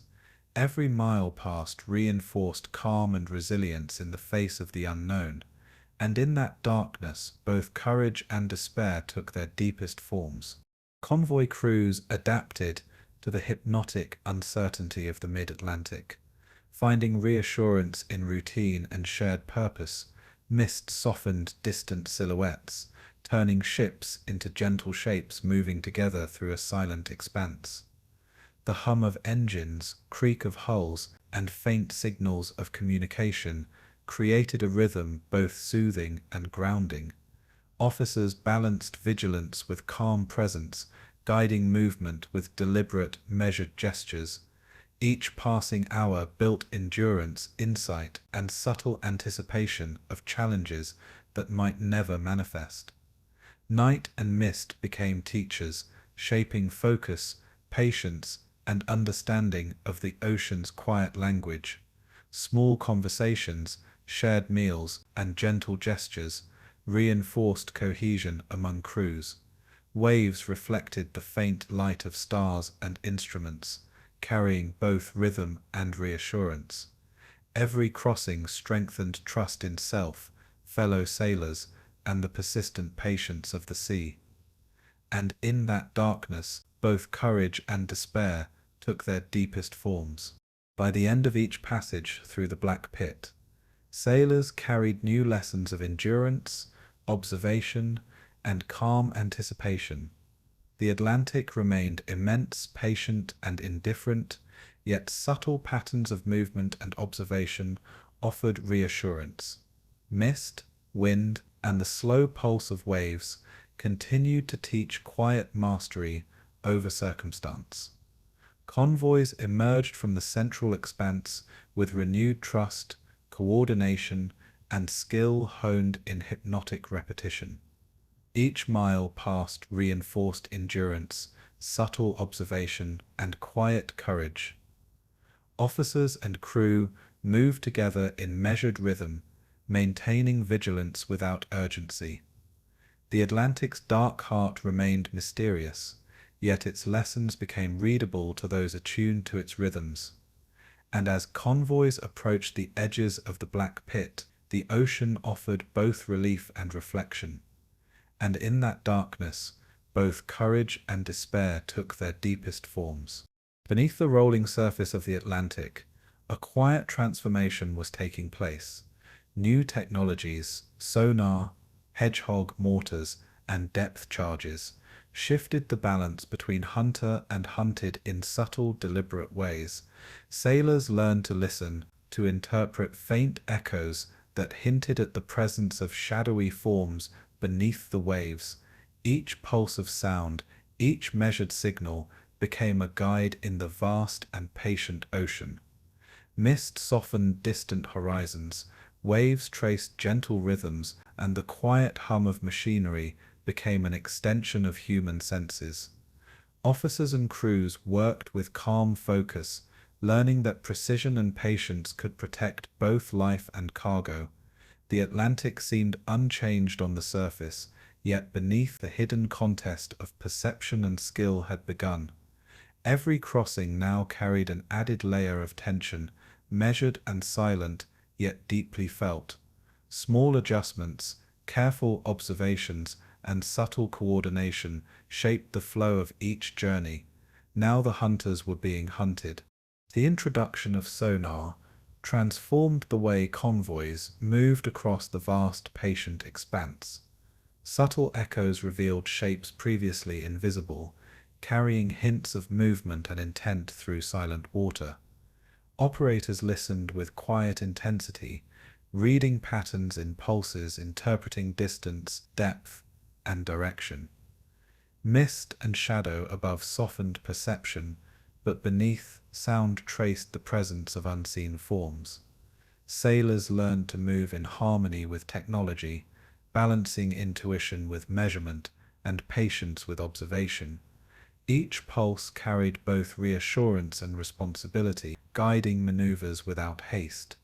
Even small vessels, guided by careful signals, contributed to a network of awareness across miles of water. The ocean responded with subtle shifts in rhythm, wind, and tide, as if acknowledging the quiet intelligence now present beneath the surface. Crew members internalized the rhythm of sonar, each pulse a soft heartbeat in the orchestration of endurance and vigilance. And now the hunters were being hunted. Depth charges and hedgehog mortars added another layer of quiet, hypnotic tension. They did not roar with spectacle, but moved with measured purpose, guided by patience, skill, and observation. Officers timed each release, adjusting trajectories, with subtle precision, their decisions soft but deliberate. The Atlantic carried both their intent and the gentle echoes of underwater motion. A vast and patient collaborator, mist softened sight, stars traced reflections on waves, and the ocean seemed to hold its breath beneath the gentle hum of machinery. Every crossing became a meditation, balancing vigilance with calm endurance. Young sailors absorbed lessons through repetition, quiet observation, and the rhythm of collective attention. Subtle adjustments, small signals, and careful maneuvers became a shared language between ship, crew, and sea. Each pulse, drop, and measured act reinforced the quiet mastery of vigilance and endurance. Now the hunters were being hunted. Sailors learned the rhythm of silent pursuit, integrating sonar signals with patterns of movement and waves.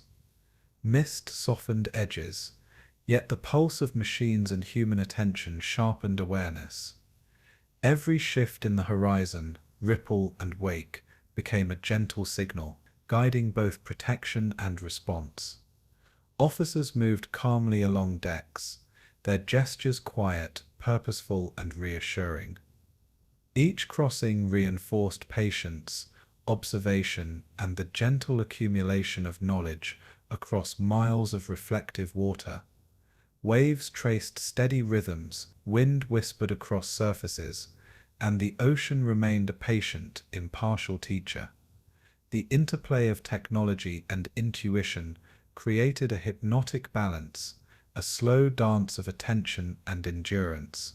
Sailors became attuned to subtle cues, each echo or shadow carrying weight without urgency. Mist, night, and wave combined to teach the rhythm of quiet vigilance. And now the hunters were being hunted. Convoys adjusted to new technology with steady determination, finding calm in structure and repetition.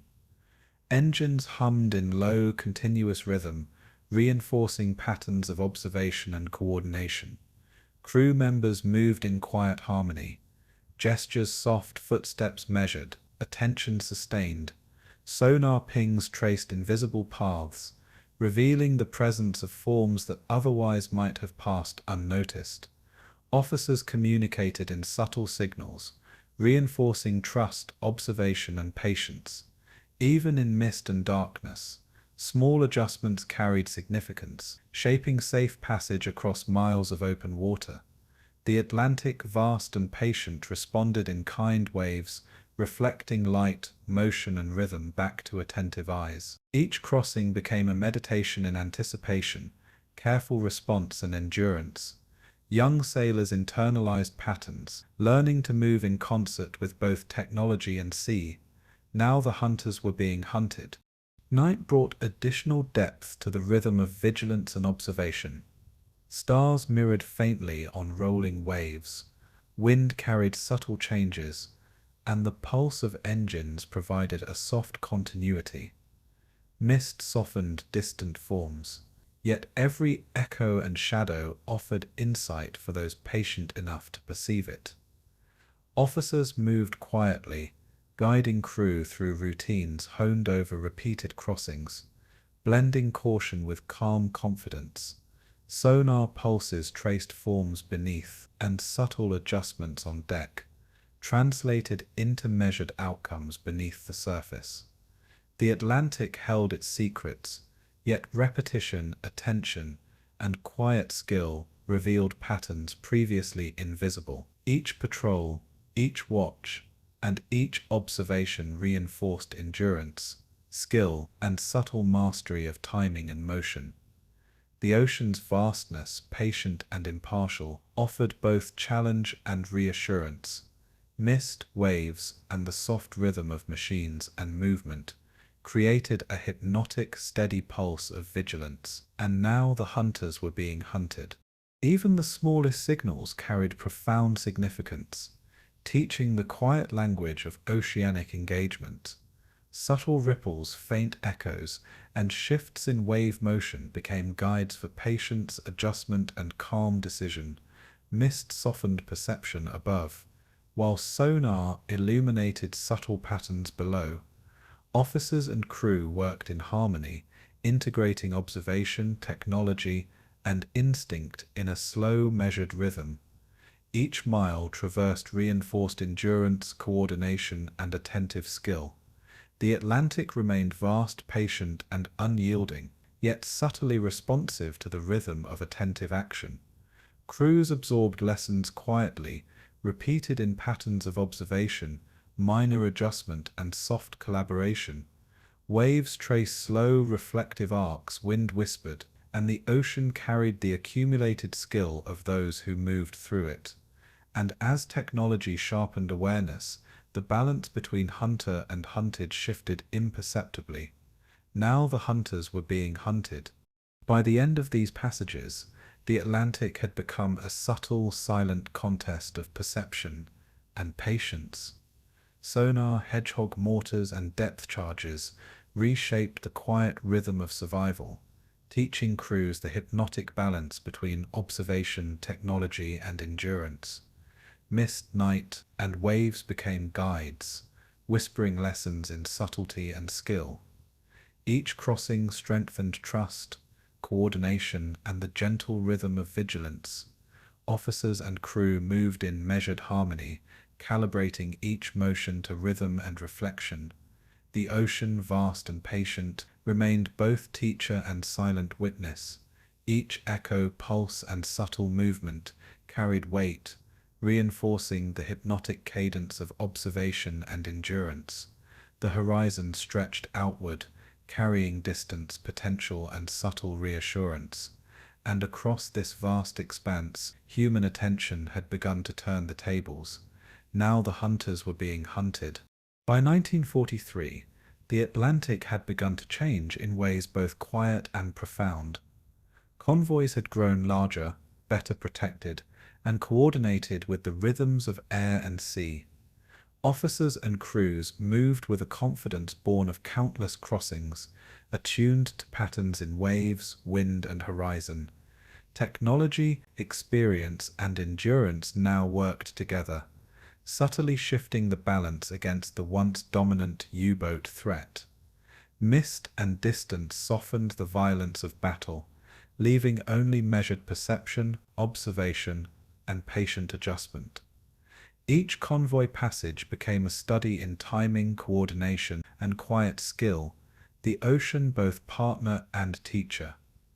Even in the darkness of early morning, a sense of resilience began to emerge among sailors. Gentle ripples, soft wind, and the low hum of engines marked passage across waters long haunted by tension. Every maneuver, observation, and decision reflected a new understanding of rhythm and endurance. For the first time, the wolf packs began to thin. The Battle of ONS-5, remembered quietly in logs and reports, marked a subtle, pivotal turning point. Convoys moved through long hours of mist and night, with careful coordination, escorts and aircraft silently reinforcing one another. Radar and sonar traced the shadowed outlines of submerged threats, allowing measured responses in space and time. Officers guided decisions with calm deliberation, balancing attention and patience with precise intervention. Mist softened each distant form, moonlight reflected gently off waves, and every crossing carried lessons from previous journeys. Crew members internalized subtle rhythms, learning to respond to cues both faint and persistent. Even small actions, an adjustment in course, a quiet signal, a measured engine change, contributed to a network of coordinated endurance. The Atlantic, vast and patient, absorbed these movements, while reflecting the subtle mastery of those aboard. And with each mile passed, confidence and control quietly strengthened. For the first time, the wolf packs began to thin. Sailors noted a change in the ocean's temperament, a quiet acknowledgement of the growing skill and coordination among convoys. Mist softened distance and shadows, yet subtle patterns emerged for those attuned to rhythm, echo, and wave. Every observation became part of a larger, hypnotic dance of protection, endurance, and awareness. The hum of engines, creak of hulls, and whisper of wind created a steady pulse, grounding attention and focus. Officers moved among crew with soft guidance, gestures measured, voices calm, reinforcing trust and coordination. Even the smallest adjustments carried weight, influencing the flow of miles and the perception of subtle danger. Each crossing reinforced the hypnotic rhythm of vigilance, observation, and careful intervention.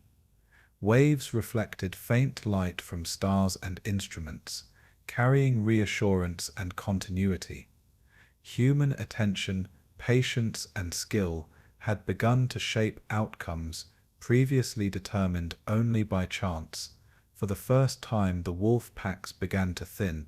Convoys now traveled with a growing sense of quiet mastery, integrating experience, technology, and measured judgment. Radar, sonar, and aircraft combined in a subtle network of awareness, extending the protective embrace across miles of reflective water. Crew members attuned to rhythm and pattern moved in soft harmony, each aware of the delicate balance between observation and adjustment. Mist softened horizon and form, yet attentiveness revealed the faintest hints of presence beneath waves. Officers communicated with calm precision, gestures and signals reinforcing the shared knowledge of endurance and anticipation. Every crossing carried the quiet weight of experience, repeated and internalized, shaping instinct and confidence. Waves traced gentle arcs, wind whispered across decks, and engines hummed low and continuous, marking passage through time and space. Each mile passed reinforced the growing subtle mastery over both risk and rhythm. The Atlantic, patient and vast, acknowledged the shift without sound. For the first time, the wolf packs began to thin. Even as U-boat threats remained, the balance of patience and skill had quietly shifted. Convoys moved with measured assurance, officers and crew synchronized in rhythm and observation. Mist and night softened perceptions, yet subtle echoes and signs revealed forms once hidden. Small adjustments, repeated practice, and collective attentiveness turned the vast Atlantic into a space of quiet control and endurance. Sailors found reassurance in repetition, structure, and the soft pulse of coordinated effort. Every observation, response, and measured action contributed to a gentle network of mastery over circumstance. The Atlantic's vastness remained patient and impartial, yet human attention and experience were steadily influencing outcomes. Miles passed in hypnotic rhythm, waves and wind, carrying reflection and quiet confidence. Each crossing reinforced the growing sense that mastery was possible, even in the vastest of spaces. For the first time, the wolf packs began to thin.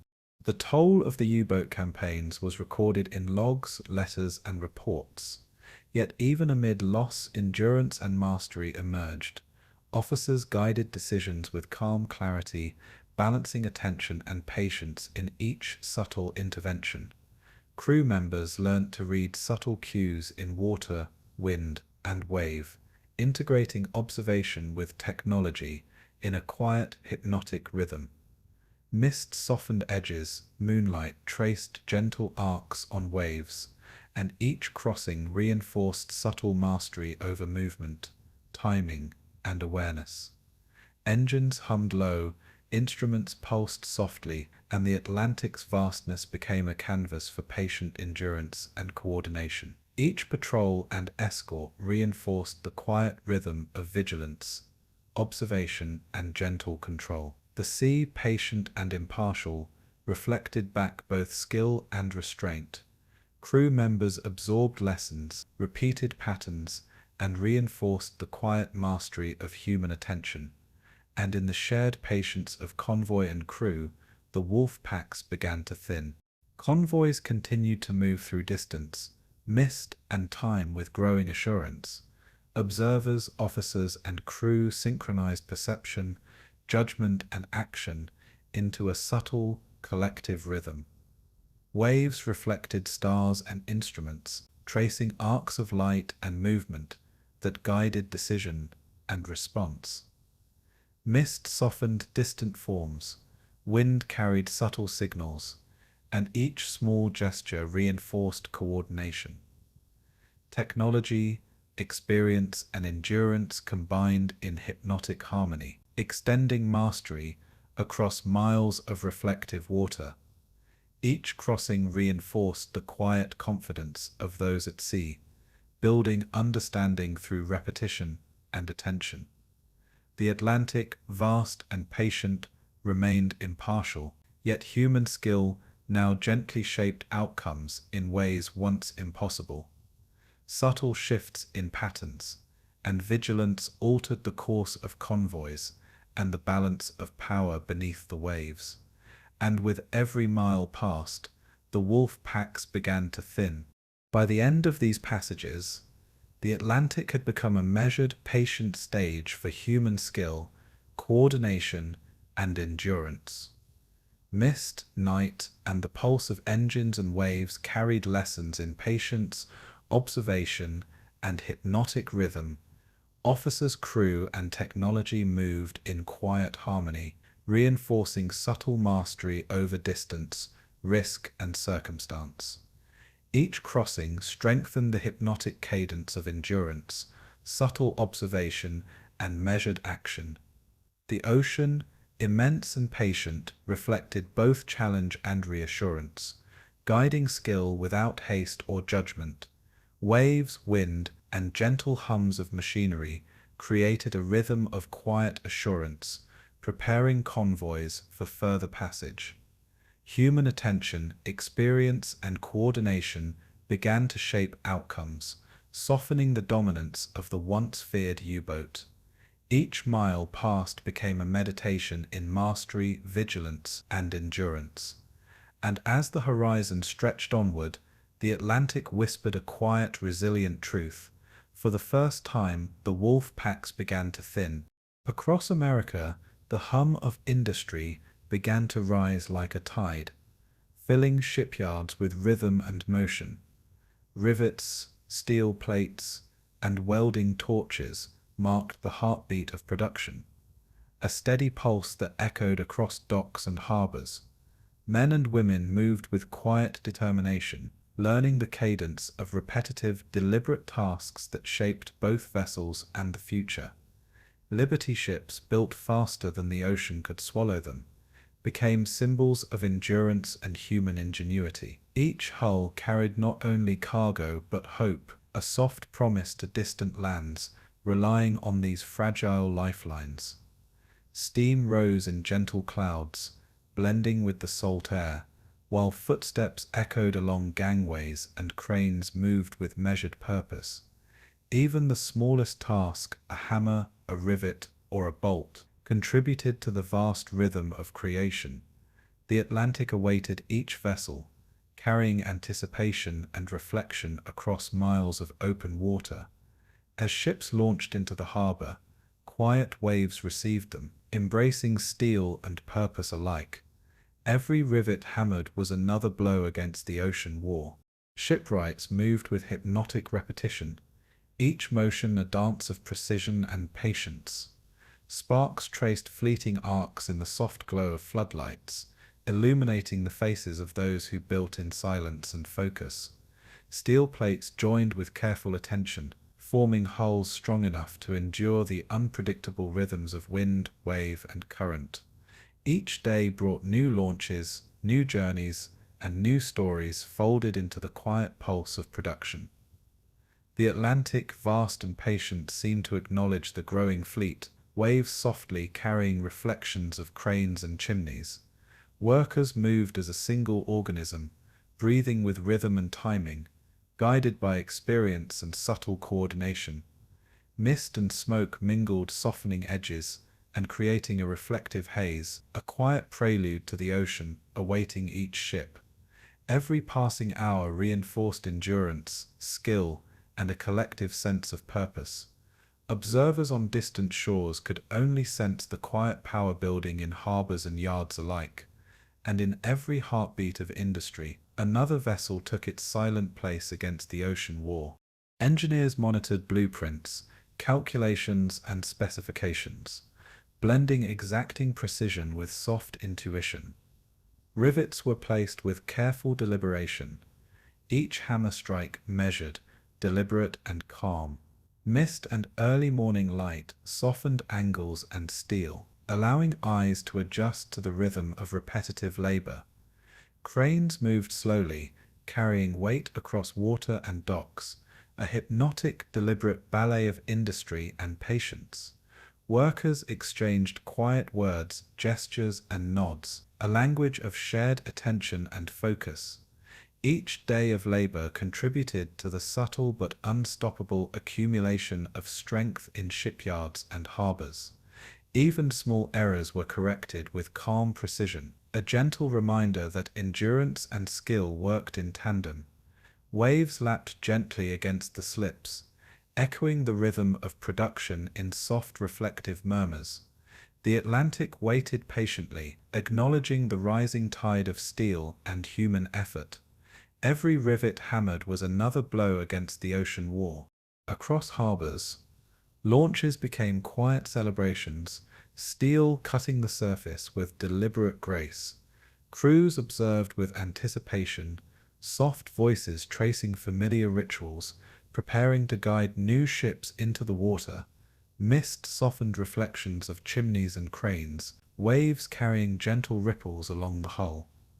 Every launch carried a rhythm of coordination, trust, and patience, a quiet prelude to journeys across the vast Atlantic. Workers returned to steel and rivets, repeating patterns honed through hours, days, and weeks, each task a small step in a larger movement. Even distant gulls traced arcs above, their wings echoing the rhythm of movement below. Engineers, shipwrights, and laborers internalized the hypnotic cadence of production, each action flowing into the next with measured precision. Waves reflected faint light of morning and lanterns, carrying reassurance and soft continuity. The Atlantic remained vast, patient, and impartial, yet quietly responsive to human skill and endurance. Every rivet hammered was another blow against the ocean war. As the weeks passed, shipyards became landscapes of quiet triumph, a rhythm of steel, sound, and purpose. Mist and smoke softened outlines of ships and cranes, while engines hummed low, continuous, and measured. Workers moved in hypnotic harmony, each repetition reinforcing endurance, coordination, and skill. Liberty ships multiplied, their presence a silent testament to industrial resolve, patience, and subtle mastery. Gentle waves carried reflections of hulls and masts, whispering their readiness for journeys across winds and currents. Supervisors guided tasks with calm authority, gestures measured, words soft, ensuring that rhythm and precision endured. Each new vessel added to the network of resilience, creating a gentle crescendo of confidence across docks and harbors. Even in quiet moments, the pulse of production persisted, echoing in footsteps, tools, and the subtle motion of cranes. The Atlantic watched silently, patient and receptive to the growing fleet. Every rivet hammered was another blow against the ocean war. Men and women internalized the pulse of shipyard life, translating repetitive action into subtle mastery. Mist softened steel edges, sunlight traced gentle arcs along hulls, and wind carried faint echoes of hammer and rivet. Each crossing of hands over rivets, each measured weld, contributed to a vast collective rhythm of creation and endurance. Engines, cranes, and footsteps joined in quiet chorus, harmonizing with the Atlantic beyond. Every vessel launched carried hope, provision, and subtle reassurance to convoys and distant shores. Even brief pauses, shared conversation, or small adjustments reinforced coordination and patience. Waves lapped against hulls, soft and deliberate, as if mirroring human rhythm. Workers internalized patterns, learning that repetition, focus, and gentle attention built both resilience and confidence. Each rivet and hammer strike became a meditation in quiet purpose, contributing to the hypnotic pulse of production. Every rivet hammered was another blow against the ocean war. Harbors filled with subtle motion, the soft energy of countless hands shaping steel into endurance. Mist softened distance, blending edges of cranes, hulls, and reflections, allowing perception to focus on rhythm and flow. Each worker, through repetition and attention, reinforced the steady accumulation of industrial power. Engines hummed low, welds glowed softly, and the pulse of production continued unbroken. Liberty ships multiplied like slow waves, each one carrying the promise of survival, supplies, and continuity across the Atlantic. Gentle winds carried reflections, faint echoes and subtle reminders of effort, time, and shared human focus. Even quiet pauses or minor adjustments harmonized with the overarching rhythm of preparation and endurance. The Atlantic remained patient, vast, and impartial, yet every launch subtly influenced its vast expanse. Waves reflected steel, sky, and purpose, carrying forward the quiet mastery of human labor. Every rivet hammered was another blow against the ocean war. By the close of this chapter in industrial effort, the Atlantic had begun to feel the weight of human determination. Shipyards hummed with continuous rhythm. Waves reflected subtle motion, and mist softened distance, blending steel and reflection. Each Liberty ship carried both cargo and hope, a quiet promise shaped by patient repetition and careful attention. Officers and workers moved with hypnotic precision, internalizing patterns that extended endurance across miles of water. Gentle arcs of crane, hammer, and rivet traced a choreography of patience, skill, and subtle mastery. Mist, wind, and low hums of machinery carried the quiet pulse of preparation into the waiting Atlantic. Each crossing reinforced endurance, coordination, and confidence, the hypnotic rhythm of creation blending with the slow anticipation of journeys ahead. Waves lapped softly, echoing the rhythm of rivets, engines, and human effort, preparing each vessel for passage. And across this vast, patient sea, a quiet shift had begun, where every rivet hammered was another blow against the ocean war. By 1944, the Atlantic had begun to shift beneath quiet waves of human determination and endurance. U-boat crews, once the silent hunters, now felt the weight of relentless observation, technology, and patience against them. Mist softened the horizon, yet each subtle echo, radar pulse, and convoy maneuver reminded them that the balance had changed. Officers worked with calm precision, steering ships and coordinating movements with steady hands and quiet voices. The ocean seemed to watch in reflective patience, carrying the tension and anticipation of miles and hours. Every mile traveled demanded attention, endurance, and measured skill, both from those on deck and those submerged below.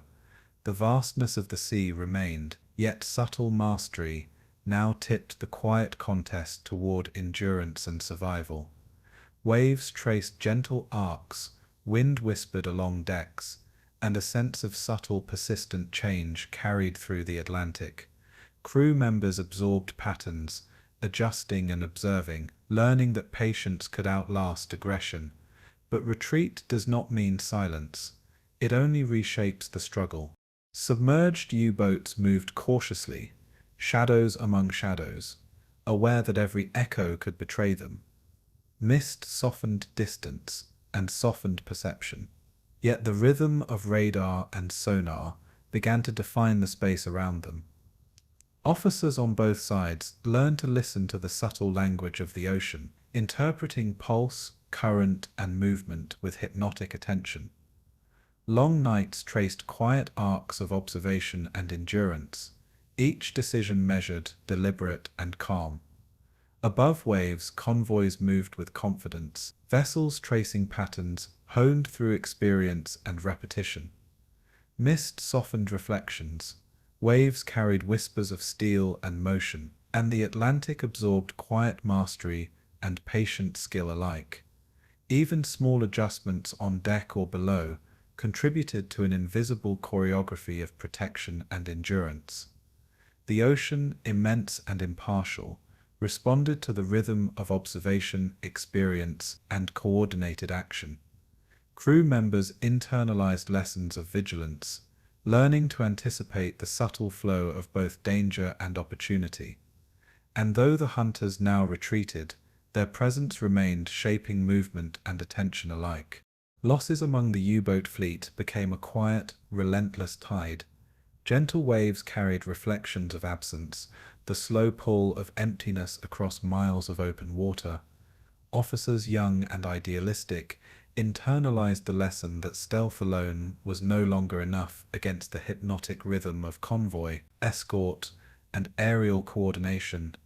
Mist softened forms, and the Atlantic carried a patient silence, echoing the careful decisions of distant crews. Each patrol, each maneuver reinforced the subtle mastery of vigilance, observation, and endurance. The hunters were learning that presence could be measured, anticipated, and countered with patience.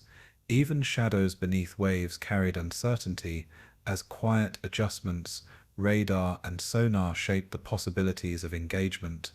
Crew members felt the weight of distance, silence, and reflection, adjusting with soft precision to protect both vessel and cargo. The Atlantic, patient and impartial, seemed to guide this rhythm with gentle persistence. But retreat does not mean silence. It only reshapes the struggle. Convoys, strengthened by experience and coordination, moved with hypnotic assurance across the vast ocean. Mist softened edges, waves traced gentle curves, and engines hummed low, continuous and steady. Officers guided decisions with soft authority, gestures quiet, movements deliberate, reinforcing trust and subtle coordination. Every crossing reinforced patterns of endurance, observation, and careful intervention, teaching both vigilance and patience. Even small adjustments, rudder, signal, engine speed, carried weight across miles of reflective water. Crew members internalized the hypnotic cadence of the Atlantic, translating observation into subtle mastery over circumstance. Waves reflected muted light, wind whispered along decks, and each passing mile strengthened quiet confidence. Technology, experience, and patience formed a gentle triad, shaping outcomes without haste or spectacle. The ocean absorbed this rhythm, vast, patient, and impartial, yet subtly responsive to human attention. And though the hunters now retreated, their shadow lingered, influencing every movement across distance and time. Subtle mastery extended to the long nights, when mist and horizon blurred into one. Officers, crew, and convoy alike moved with slow, deliberate rhythm, attuned to wave, wind, and subtle echo. Even distant reflections of steel and motion carried significance, shaping decisions and reinforcing the hypnotic cadence of vigilance. The Atlantic, patient and unyielding, seemed to carry both caution and confidence, reflecting measured skill back to those attuned to it.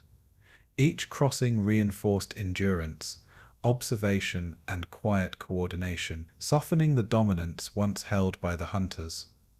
Crew members observed, adjusted, and internalized the rhythm of vigilance, allowing subtle mastery to dictate movement and decision.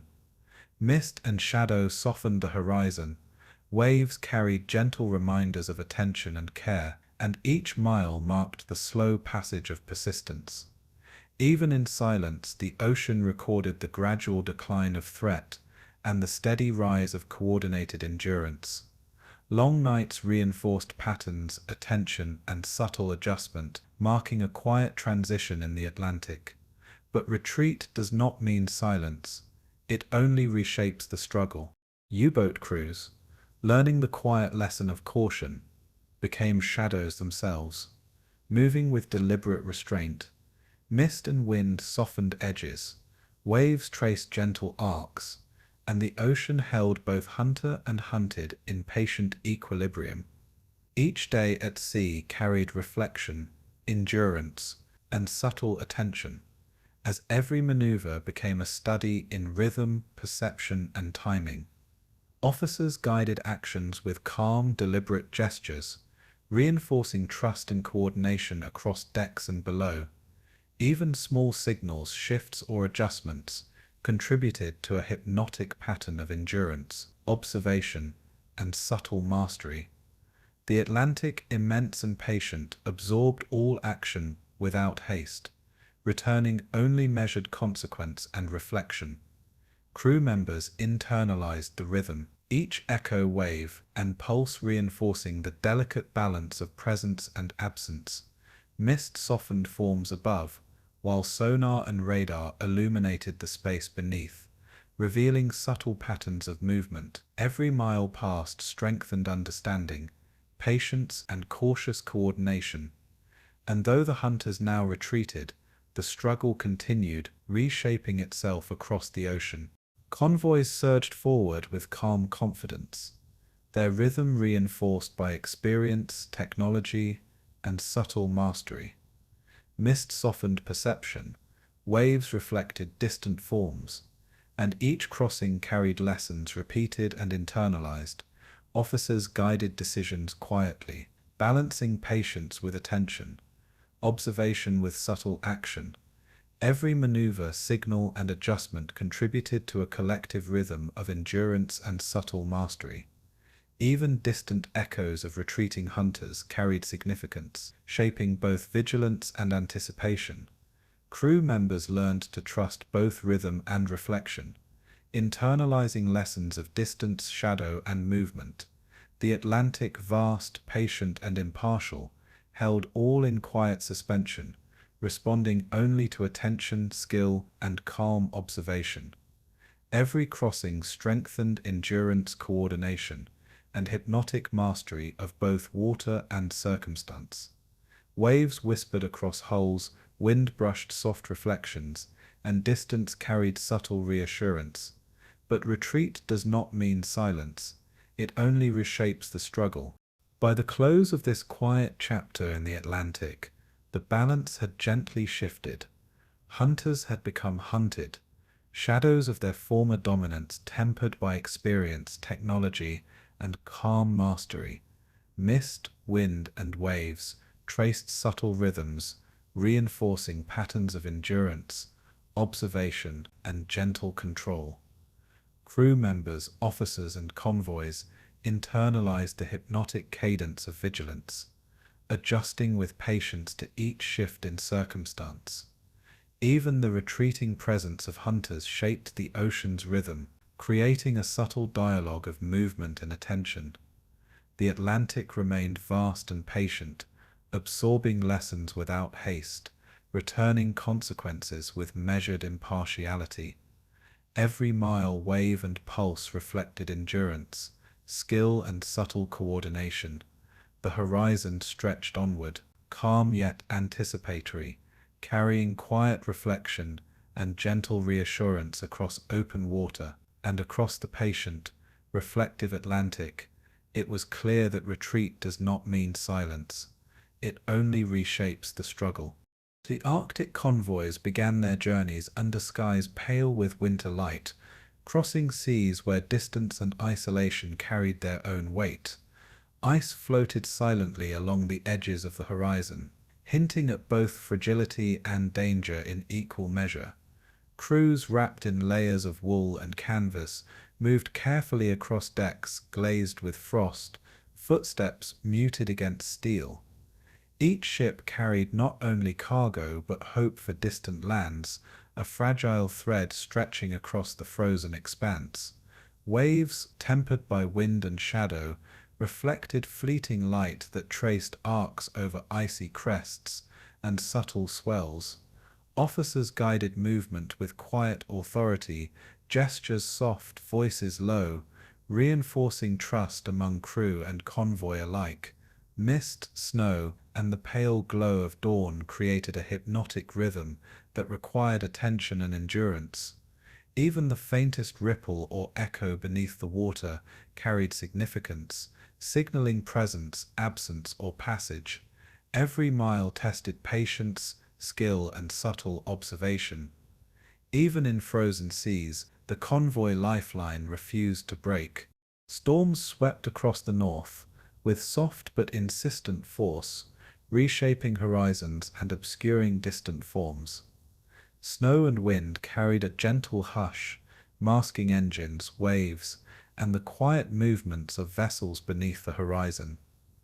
Officers measured their choices carefully, balancing caution with progress, allowing rhythm and anticipation to guide each decision. Crew members observed patterns in waves, ice, and horizon, translating subtle shifts into measured adjustments. The Atlantic, patient even in its northern stretch, absorbed all movement, reflecting back only measured consequence. Ice scraped against hulls with gentle persistence, reminding all aboard of nature's quiet insistence. Mist softened edges, snow muted distance, and every crossing demanded endurance, observation, and hypnotic attention. Even brief pauses reinforced patterns, repetition, and internalized lessons of patience and skill. Each wave carried reflection, every mile reinforced quiet mastery. Even in frozen seas, the convoy lifeline refused to break. Navigating frozen waters required a careful blend of instinct, observation, and technology. Radar, compass, and subtle visual cues guided vessels through subtle shifts in ice and swell. Officers moved among crew with calm gestures, quiet words, and deliberate instruction, shaping both movement and attention. The hum of engines blended with the soft whisper of wind across steel decks, forming a rhythmic pulse of endurance. Mist softened the horizon. Snow softened edges, and each crossing demanded attentiveness to the hypnotic patterns of distance, wave, and ice. Even the smallest adjustment, rudder, throttle, or course, carried weight across the reflective expanse. Crew members internalized these patterns, allowing patience and focus to guide each mile passed. The Atlantic, patient and vast, seemed to mirror human rhythm, reflecting effort with calm impartiality. Ice, wind, and snow became part of the quiet cadence, shaping observation and coordination. Even in frozen seas, the convoy lifeline refused to break. The threat of distant adversaries lingered, subtle yet persistent, shaping the movements of each convoy. Mist and horizon softened perceptions, but attentive eyes noted faint echoes, distant shadows, and the rhythm of unseen activity. Officers guided navigation with careful judgment, blending observation, instinct, and subtle measurement. Crew members internalized patterns of presence and absence, learning to anticipate change with patient attention. The soft pulse of engines, the whisper of wind, and the gentle sway of waves marked passage across the icy expanse. Snow and frost traced arcs along decks, softening movement and amplifying quiet reflection. Even small gestures, adjustments in speed or signal, carried weight across miles of reflective water. The Atlantic, vast and patient, absorbed each nuance, returning calm consequence and measured reassurance. Every mile reinforced endurance, observation, and quiet mastery over circumstance. Even in frozen seas, the convoy lifeline refused to break. Long nights carried silence and reflection, punctuated only by the gentle rhythm of engines and the whisper of wind against steel. Ice traced slow arcs along hulls, Mist softened the horizon, and each crossing demanded subtle attention and endurance. Officers moved quietly, guiding decisions with calm authority, gestures measured, words soft. Crew members learned to read the hypnotic pulse of the ocean, interpreting wave, wind, and shadow with patient skill. Snow muted distance, moonlight traced gentle arcs, and each mile reinforced the quiet rhythm of vigilance. Even distant echoes of movement beneath waves shaped response and attention. The Atlantic, patient and impartial, reflected both challenge and reassurance, a constant partner in endurance. Patterns of observation, adjustment, and subtle mastery extended across hours and miles. Every crossing tested both resilience and focus. Even in frozen seas, the convoy lifeline refused to break. Harsh conditions shaped subtle resilience, teaching patience and coordination across decks and within crews. Frost softened edges, waves traced arcs of reflection, and wind carried gentle whispers across steel surfaces. Every mile passed reinforced repetition, endurance, and the hypnotic rhythm of sustained observation. Officers balanced caution and progress, guiding crews with deliberate calm gestures and measured words. Engines hummed low, waves pulsed gently, and even shadows carried significance across reflective waters. Mist and snow carried quiet reassurance, allowing pattern, attention, and subtle mastery to guide each crossing. Crew members internalized lessons of vigilance and endurance, learning to adjust to subtle shifts in circumstance. The Atlantic, immense and patient, absorbed human effort, returning measured consequence and calm reflection. Each crossing reinforced coordination, endurance, and subtle mastery. Even in frozen seas, the convoy lifeline refused to break. Dawn revealed gentle arcs of light upon waves and ice, soft reflections blending steel and horizon into a calm tapestry. Crew members, officers, and convoy alike moved in hypnotic rhythm, internalizing the pulse of engines, wind, and subtle echo beneath waves.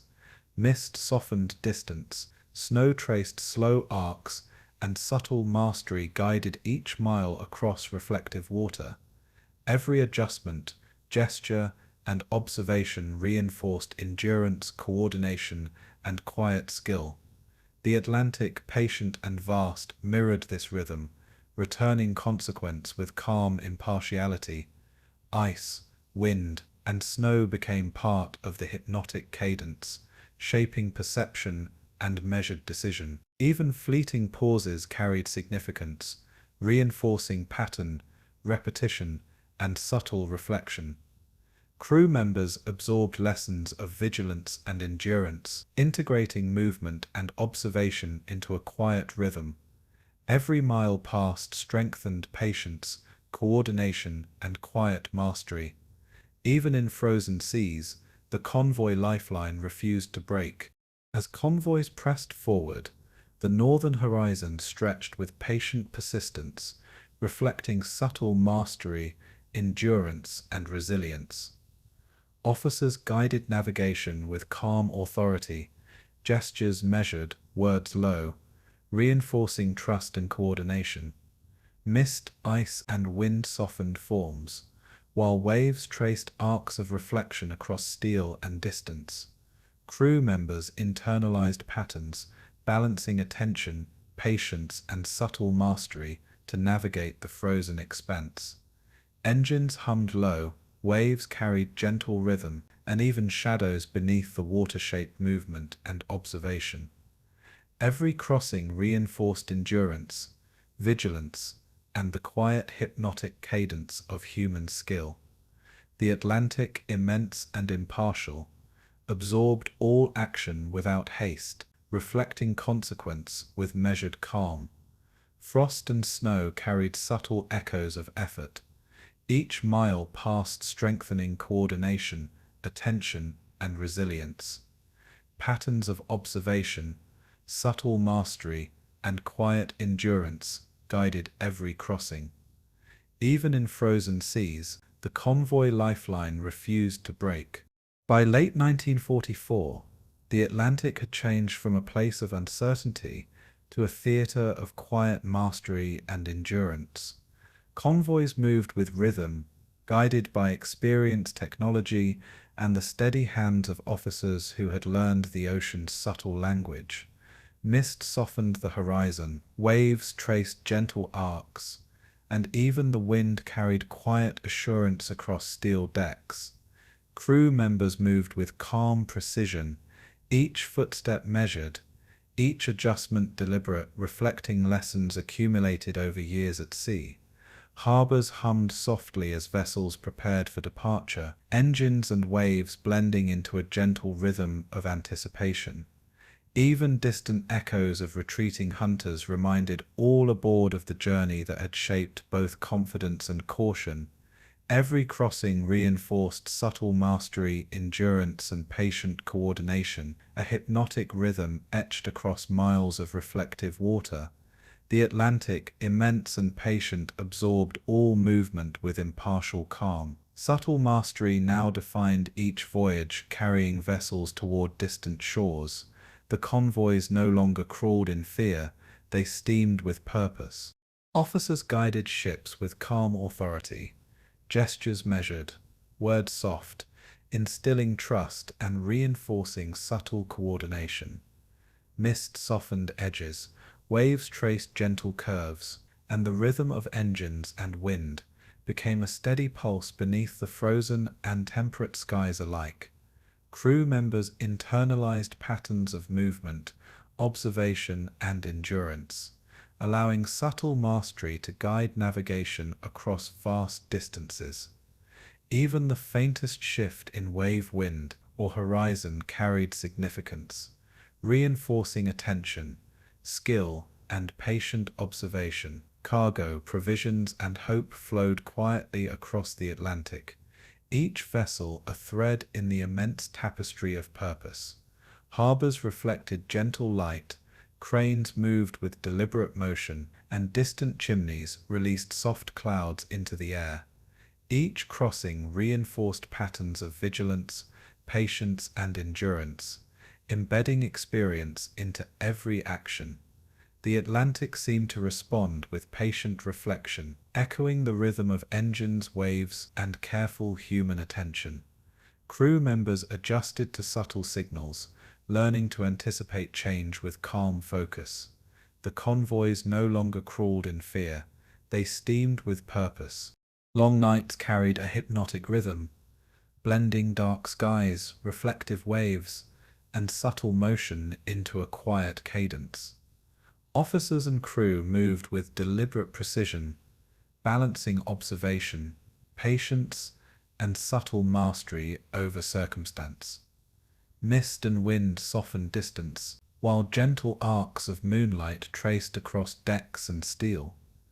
Even small adjustments, rudder, throttle, signal, carried weight across the reflective expanse, reinforcing patterns of coordination and vigilance. The Atlantic remained vast and patient, absorbing movement without haste, returning consequence with measured calm.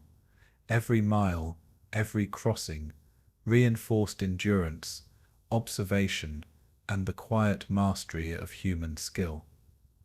Crew members internalized lessons of vigilance, skill, and patience, creating a hypnotic rhythm that carried them steadily forward.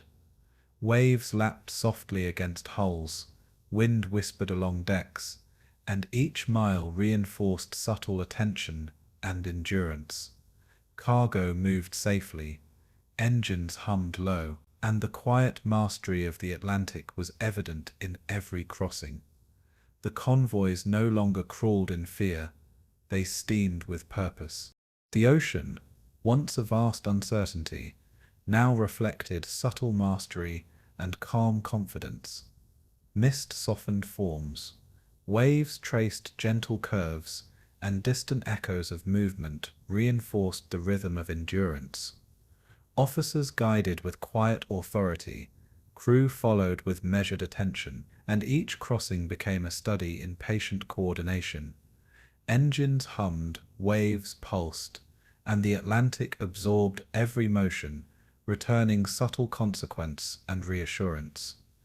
Even the smallest adjustments carried significance, reinforcing patterns of vigilance and endurance. Every mile passed strengthened trust, skill, and hypnotic awareness of ocean rhythm. Harbors, ice, and distant land blended into a reflective canvas, softening the edges of uncertainty. Crew members moved as one, internalizing lessons accumulated across years of distance, shadow, and motion. Waves reflected light, wind carried quiet echoes, and subtle mastery defined each crossing. The convoys no longer crawled in fear, they steamed with purpose. Convoys pressed forward with steady, measured rhythm, their movement a testament to endurance and quiet skill. Mist softened the horizon, blending sea and sky into a gentle, reflective expanse. Officers guided decisions with calm gestures and quiet words, reinforcing coordination and trust. Crew members observed, adjusted, and internalized subtle signals, learning the hypnotic pulse of distance, wave, and reflection. Cargo, provisions, and hope flowed steadily across the Atlantic, each vessel a thread in the network of endurance. Waves lapped gently, wind whispered across decks, and engines hummed low, blending into a continuous rhythm. Even distant echoes of retreating hunters seemed softened by time and distance, reminding all aboard of the subtle mastery achieved. Every mile reinforced patterns of observation, adjustment, and patient coordination. The Atlantic, immense and patient, absorbed human effort and returned calm reflection. The convoys no longer crawled in fear, they steamed with purpose. Harbors hummed softly as vessels returned and departed, a quiet pulse of preparation and endurance. Mist softened reflections of steel, waves traced arcs of motion, and wind carried gentle whispers of anticipation.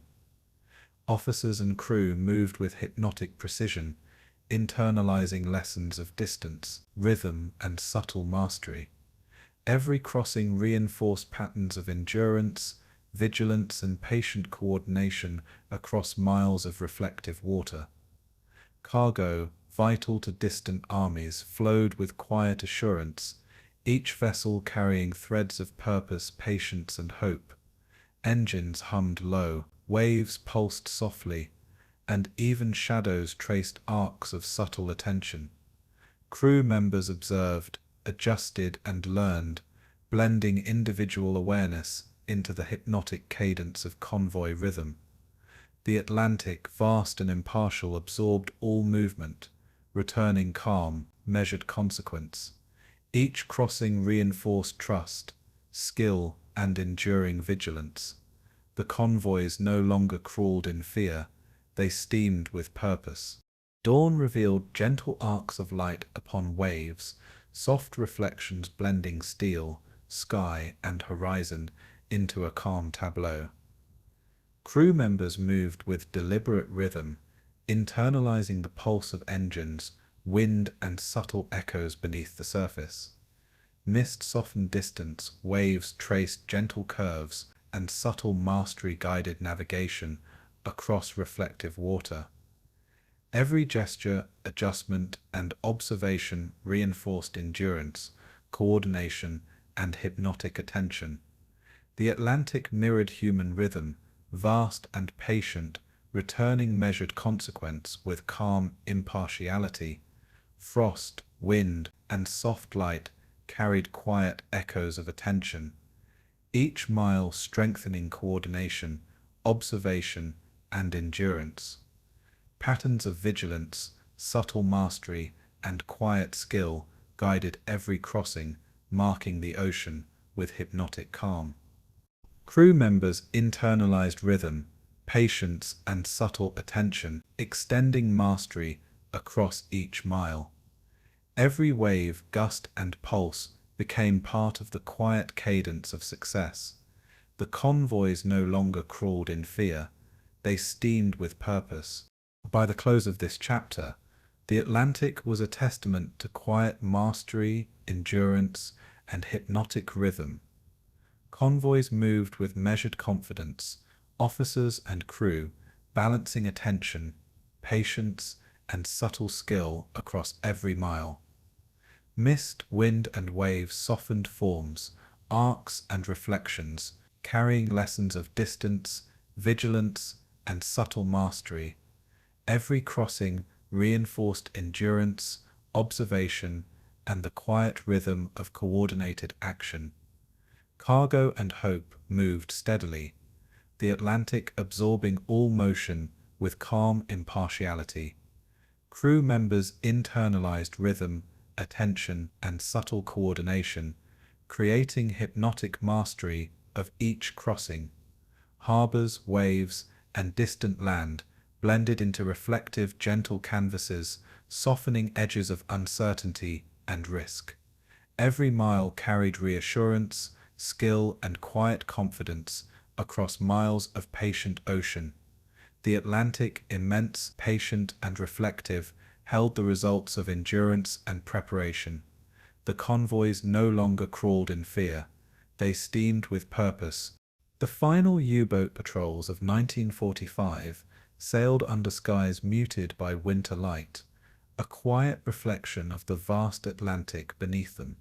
Crews young and seasoned alike moved with careful routine, each gesture deliberate, each step measured across steel decks, slick with dew and frost. The ocean stretched without end, a patient witness to years of conflict, absorbing the quiet rhythms of engines, waves, and wind. Even as maps and orders guided navigation, the subtle pulse of the sea demanded attention, teaching patience in every mile. Officers spoke softly, issuing instructions with calm authority, balancing caution and endurance in the face of inevitable consequence. Mist softened the horizon, and distant waves traced arcs of gentle reflection across steel and shadow. Even small movements carried weight, each mile echoing the cumulative skill, memory, and quiet mastery of those at sea. Crew members internalized patterns, learning to anticipate shifts in wind, wave, and horizon with hypnotic attention. The Atlantic, immense and impartial, reflected back the quiet persistence of human effort, and when the last wolves sank, the ocean finally exhaled.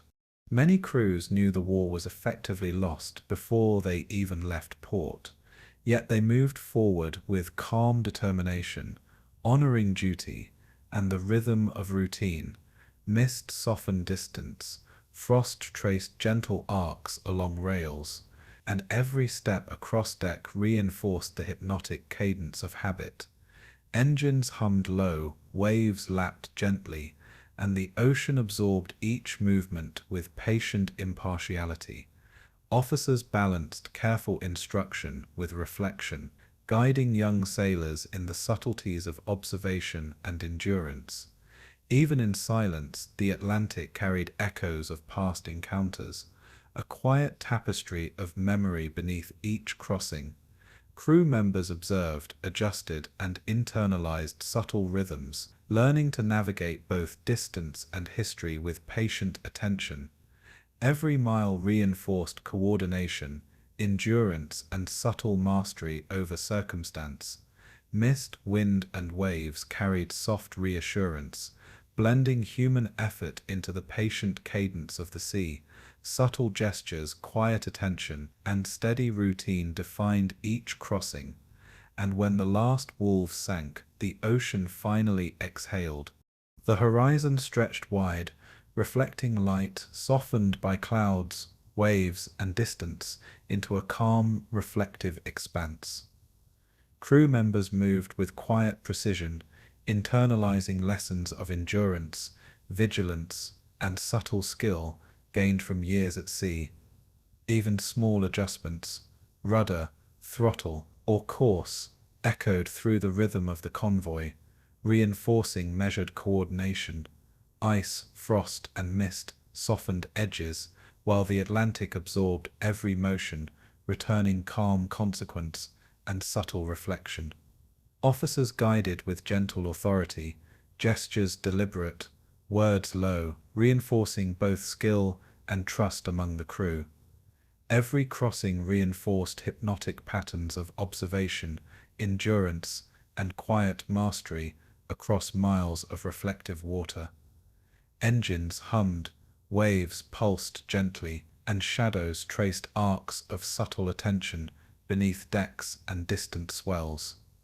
Crew members adjusted instinctively, integrating knowledge of distance, wave, and wind into a steady, reflective rhythm. Even the faintest ripple carried significance, echoing patience and vigilance across the Atlantic. And when the last wolves sank, the ocean finally exhaled. Time moved differently at sea, carrying the weight of reflection, loss, and quiet endurance. Mist softened horizons, waves traced gentle curves, and every mile reinforced rhythm and attention. Crew members internalized the hypnotic pulse of engines, wind, and subtle echoes beneath waves, blending endurance and reflection into steady motion. Officers moved with calm authority, guiding decisions through subtle gestures and measured words. Frost traced arcs along decks, softening each step while quiet mastery shaped the rhythm of movement. Every crossing carried echoes of memory, loss, and experience across reflective water, reinforcing attention and subtle coordination. The Atlantic, immense and impartial, mirrored human patience, reflecting consequence without haste. Crew members observed, adjusted, and reinforced hypnotic skill across every mile. Even distant shadows beneath waves carried quiet significance. And when the last wolves sank, the ocean finally exhaled.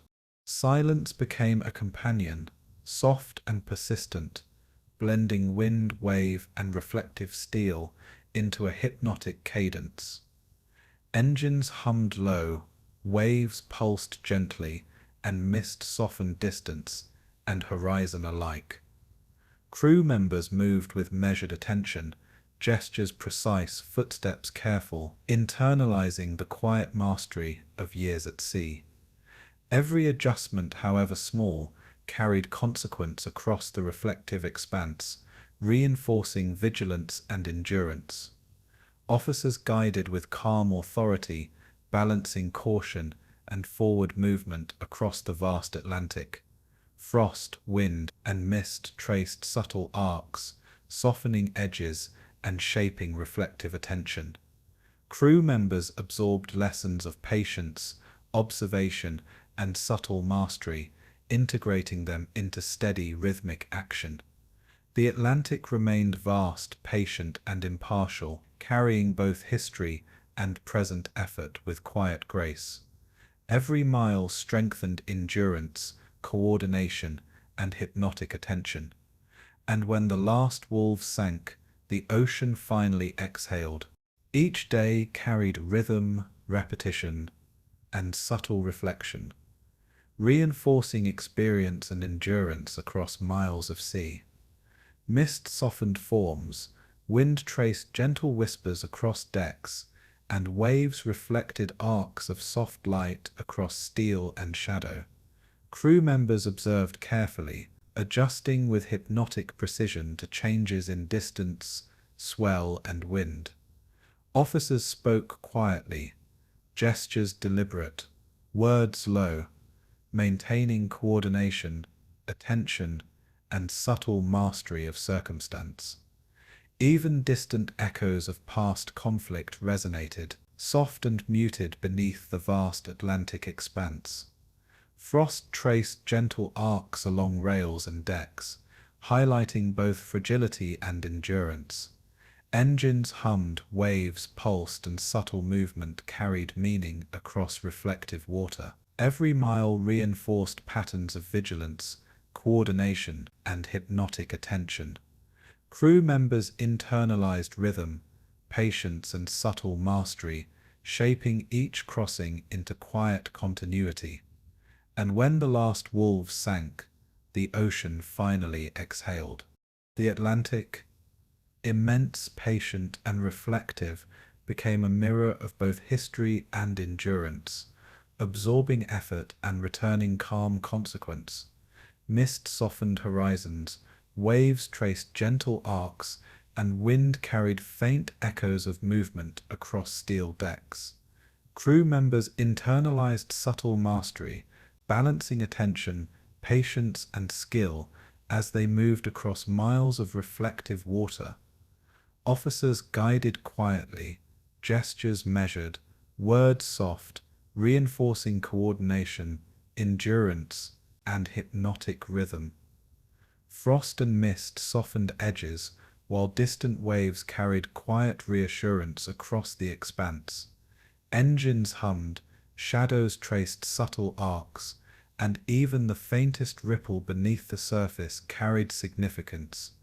Every mile reinforced vigilance, skill, and the quiet mastery accumulated over years at sea. Crew members observed, adjusted, and blended subtle reflection into hypnotic steady motion. Even silence carried meaning, echoing patience, endurance, and history across the Atlantic. And when the last wolves sank, the ocean finally exhaled. In the final hours of patrol, the ocean seemed to sigh, vast and patient, reflecting quiet mastery, endurance, and the passage of time. Crew moved with measured rhythm, internalizing the pulse of wind, wave, and engines across reflective steel. Mist softened the horizon, snow traced gentle arcs, and subtle mastery guided each mile.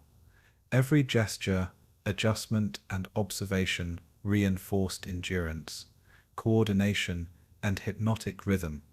The Atlantic, immense and impartial, mirrored human patience, returning consequence with calm reflection. Frost, wind, and soft light carried echoes of attention, each mile strengthening coordination and endurance. Patterns of vigilance, subtle mastery, and quiet skill shaped every crossing, marking the ocean with hypnotic calm. Crew internalized rhythm, patience, and subtle attention, extending mastery across the reflective expanse. Every wave, gust, and pulse became part of the hypnotic cadence of the Atlantic. And when the last wolves sank, the ocean finally exhaled. The Atlantic, vast and patient, holds echoes of countless journeys across its reflective expanse. Beneath gentle waves lie silent witnesses, hulls of merchant ships, and the occasional shadow of submarines resting in eternal quiet. Each wreck is a memory, a marker of endurance, a testament to those who crossed the ocean with purpose and courage. Waves carry soft whispers of history, shifting with wind and tide, tracing arcs of light over steel and shadow. Even the smallest ripple seems to remember the rhythm of engines, the careful steps of crew, and the quiet tension of crossing miles of open sea. Coastal memorials, modest and solemn, reflect human remembrance and the weight of countless lives carried across the Atlantic.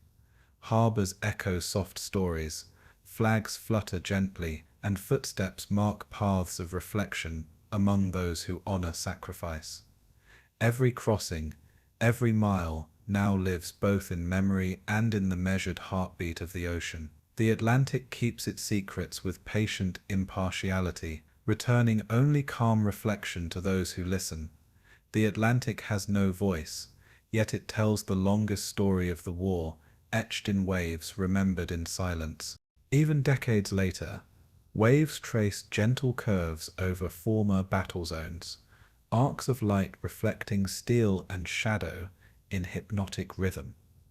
The whispers of wind and water carry the faint memory of engines' muffled conversations and the soft pulse of human endurance. Every mile traveled in those years left traces in salt, echoing the quiet rhythm of ships moving with purpose and care. Divers and historians, drawn by curiosity and reverence, trace these arcs with soft attention, uncovering fragments of stories that the Atlantic preserves, memorials along coasts and quiet plaques in distant ports honor the steady cadence of lives at sea. Children listening to tales of convoy crossings or the distant hum of harbor bells absorb reflections of courage and persistence. The ocean itself, immense and impartial, carries memory in waves and tides, indifferent to time, yet patient in witness. Each crossing, once shaped by vigilance and rhythm, now becomes legend, floating softly in the hypnotic pulse of reflection. Even the smallest wave seems imbued with resonance from countless miles, carrying whispers across distance and generations. The Atlantic has no voice, yet it tells the longest story of the war, etched in waves remembered in silence. Sunlight reflects across calm waters, soft and forgiving, illuminating subtle arcs that trace the paths of old convoys. Ships long gone leave patterns unseen, echoed only in current tide and the gentle motion of waves. Crew members' footsteps once carried purpose across steel decks, now traced in memory and in the quiet attention of those who explore. Even the ocean's vastness does not erase history. It softens it, embedding endurance and courage into every ripple and swell. Memorials mark the shore with quiet presence, reminding all that sacrifice once threaded across the ocean like invisible lines of continuity. Waves lap gently against pilings, wind shifts softly across flags, and time blends human effort into a reflective, calm rhythm. Historians, descendants and wanderers pause in reverent silence, absorbing lessons of endurance, courage, and quiet skill. Every mile once measured in tension and hope now resonates in tranquil memory, carried softly on water, wind and light. The Atlantic remembers each crossing, each life, each quiet act of resilience. The Atlantic has no voice, yet it tells the longest story of the war, etched in waves, remembered in silence. Beneath the surface, shadows of ships rest in stillness, hulls darkened by time, and echoes of steel resonate softly across cold currents. The Atlantic's vastness is patient, reflecting sun and clouds, wind and mist, and the endless rhythm of tides. Crew movements, once purposeful and urgent, now live as ghostly memory, embedded in every current and reflected in every gentle swell. Diver and historian tread quietly, their presence a whisper, observing the patient language of the sea. Even in distance and depth, the Atlantic preserves the cadence of human effort, the rhythm of engines, and the subtle mastery of navigation. Coastal lights flicker with calm reflection, guiding memory rather than vessels, marking endurance and loss in gentle arcs of awareness. Every ripple carries soft resonance from past crossings, echoing patience, vigilance, and hypnotic attention.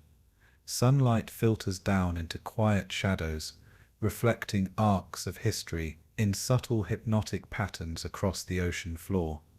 Each movement above or below the surface reinforces the patient, enduring heartbeat of the Atlantic. The Atlantic has no voice, yet it tells the longest story of the war, etched in waves, remembered in silence. Harbors old and new hold quiet echoes of departure and return, of engines humming softly and footsteps tracing careful routines. Flags ripple gently in wind, reflecting light across calm waters, blending memory with presence. Crew members once moved with subtle mastery, adjusting to wind, wave, and horizon. Each mile a testament to endurance and vigilance. Even the smallest wave now carries resonance from thousands of crossings, whispering tales of courage, patience, and quiet skill. Memorials stand with gentle grace, their presence a soft reminder of the human stories beneath the ocean's reflective surface. Observers pause in quiet attention, absorbing lessons woven into rhythm, movement, and endurance across miles of water. The Atlantic, immense and impartial, holds these echoes without judgment, returning calm reflection in waves, light, and breeze. Each crossing, each mile, becomes part of an eternal, hypnotic pattern that the sea carries softly forward. The pulse of history moves quietly beneath the surface, carried in tides and wind across generations. The Atlantic has no voice, yet it tells the longest story of the war, etched in waves, remembered in silence. Light shifts gently across the Atlantic, arcs tracing distance and depth, reflecting calm persistence in water and sky. Every wreck, every shadow of steel beneath the waves becomes part of the patient memory of the sea. Crew once anxious, hopeful, or weary, now live only in quiet remembrance, reflected in tides, wind, and gentle arcs of light across decks and horizon. Waves ripple softly, carrying traces of endurance, subtle mastery, and patience, echoing every mile traveled. Coastal memorials, subtle and solemn, reinforce human memory of what the Atlantic witnessed and preserved in silence. Children, descendants, and wanderers sense history not as story alone, but as a rhythm woven into every motion of water and wind. The Atlantic holds the quiet legacy of crossing, of skill, and of patience in measured hypnotic pulse. Engines hum now only in memory, but their rhythm echoes softly in wave and wind. Every mile traveled in war now resonates in calm reflection, echoing quietly across time and water. The Atlantic has no voice, yet it tells the longest story of the war, etched in waves, remembered in silence. Decades pass, and the Atlantic continues its patient, hypnotic rhythm, carrying memory in tide, swell, and whispering wind. Every shadow of ship or submarine beneath the surface reminds those who see that endurance and sacrifice remain etched in water and light. Crew movements, footsteps, and quiet gestures now exist only in reflection, captured in the patient cadence of wave and wind. Observers approach in reverent silence, tracing arcs of memory across the reflective expanse. Each mile once measured in fear and vigilance is now softened, preserved in calm and hypnotic attention. Coastal lights, memorials, and quiet plaques mark human presence and remembrance, echoing across distance, time, and reflective water. Every ripple carries the legacy of skill, endurance, and subtle mastery of both sea and human effort. Mist softens horizon, light shimmers across waves, and even the smallest swell seems imbued with memory. The Atlantic, immense, patient, and reflective, carries echoes across generations. The Atlantic has no voice, yet it tells the longest story of the war, etched in waves, remembered in silence. In the final reflection, the Atlantic lies vast, still, and patient, holding all stories within its measured rhythm. Waves pulse gently, light arcs across reflective steel, and the wind whispers quietly over calm water. Every crossing, every life, and every act of endurance remains embedded beneath waves, arcs of light, and soft tides. Crew members, officers, and those at home live now only in memory, woven into the hypnotic cadence of water and wind. Even silence carries significance, echoing the endurance, skill, and quiet courage of countless journeys. Memorials and harbors blend into reflection, guiding remembrance rather than vessels, honoring both sacrifice and perseverance. The Atlantic absorbs, holds, and returns memory with patient impartiality, carrying stories across distance and generations. Every ripple, gust, and shadow seems to breathe the rhythm of past effort, subtle mastery, and enduring attention. History lives quietly here, hypnotic and reflective, in tide, light, and wind. The Atlantic has no voice, yet it tells the longest story of the war, etched in waves, remembered in silence.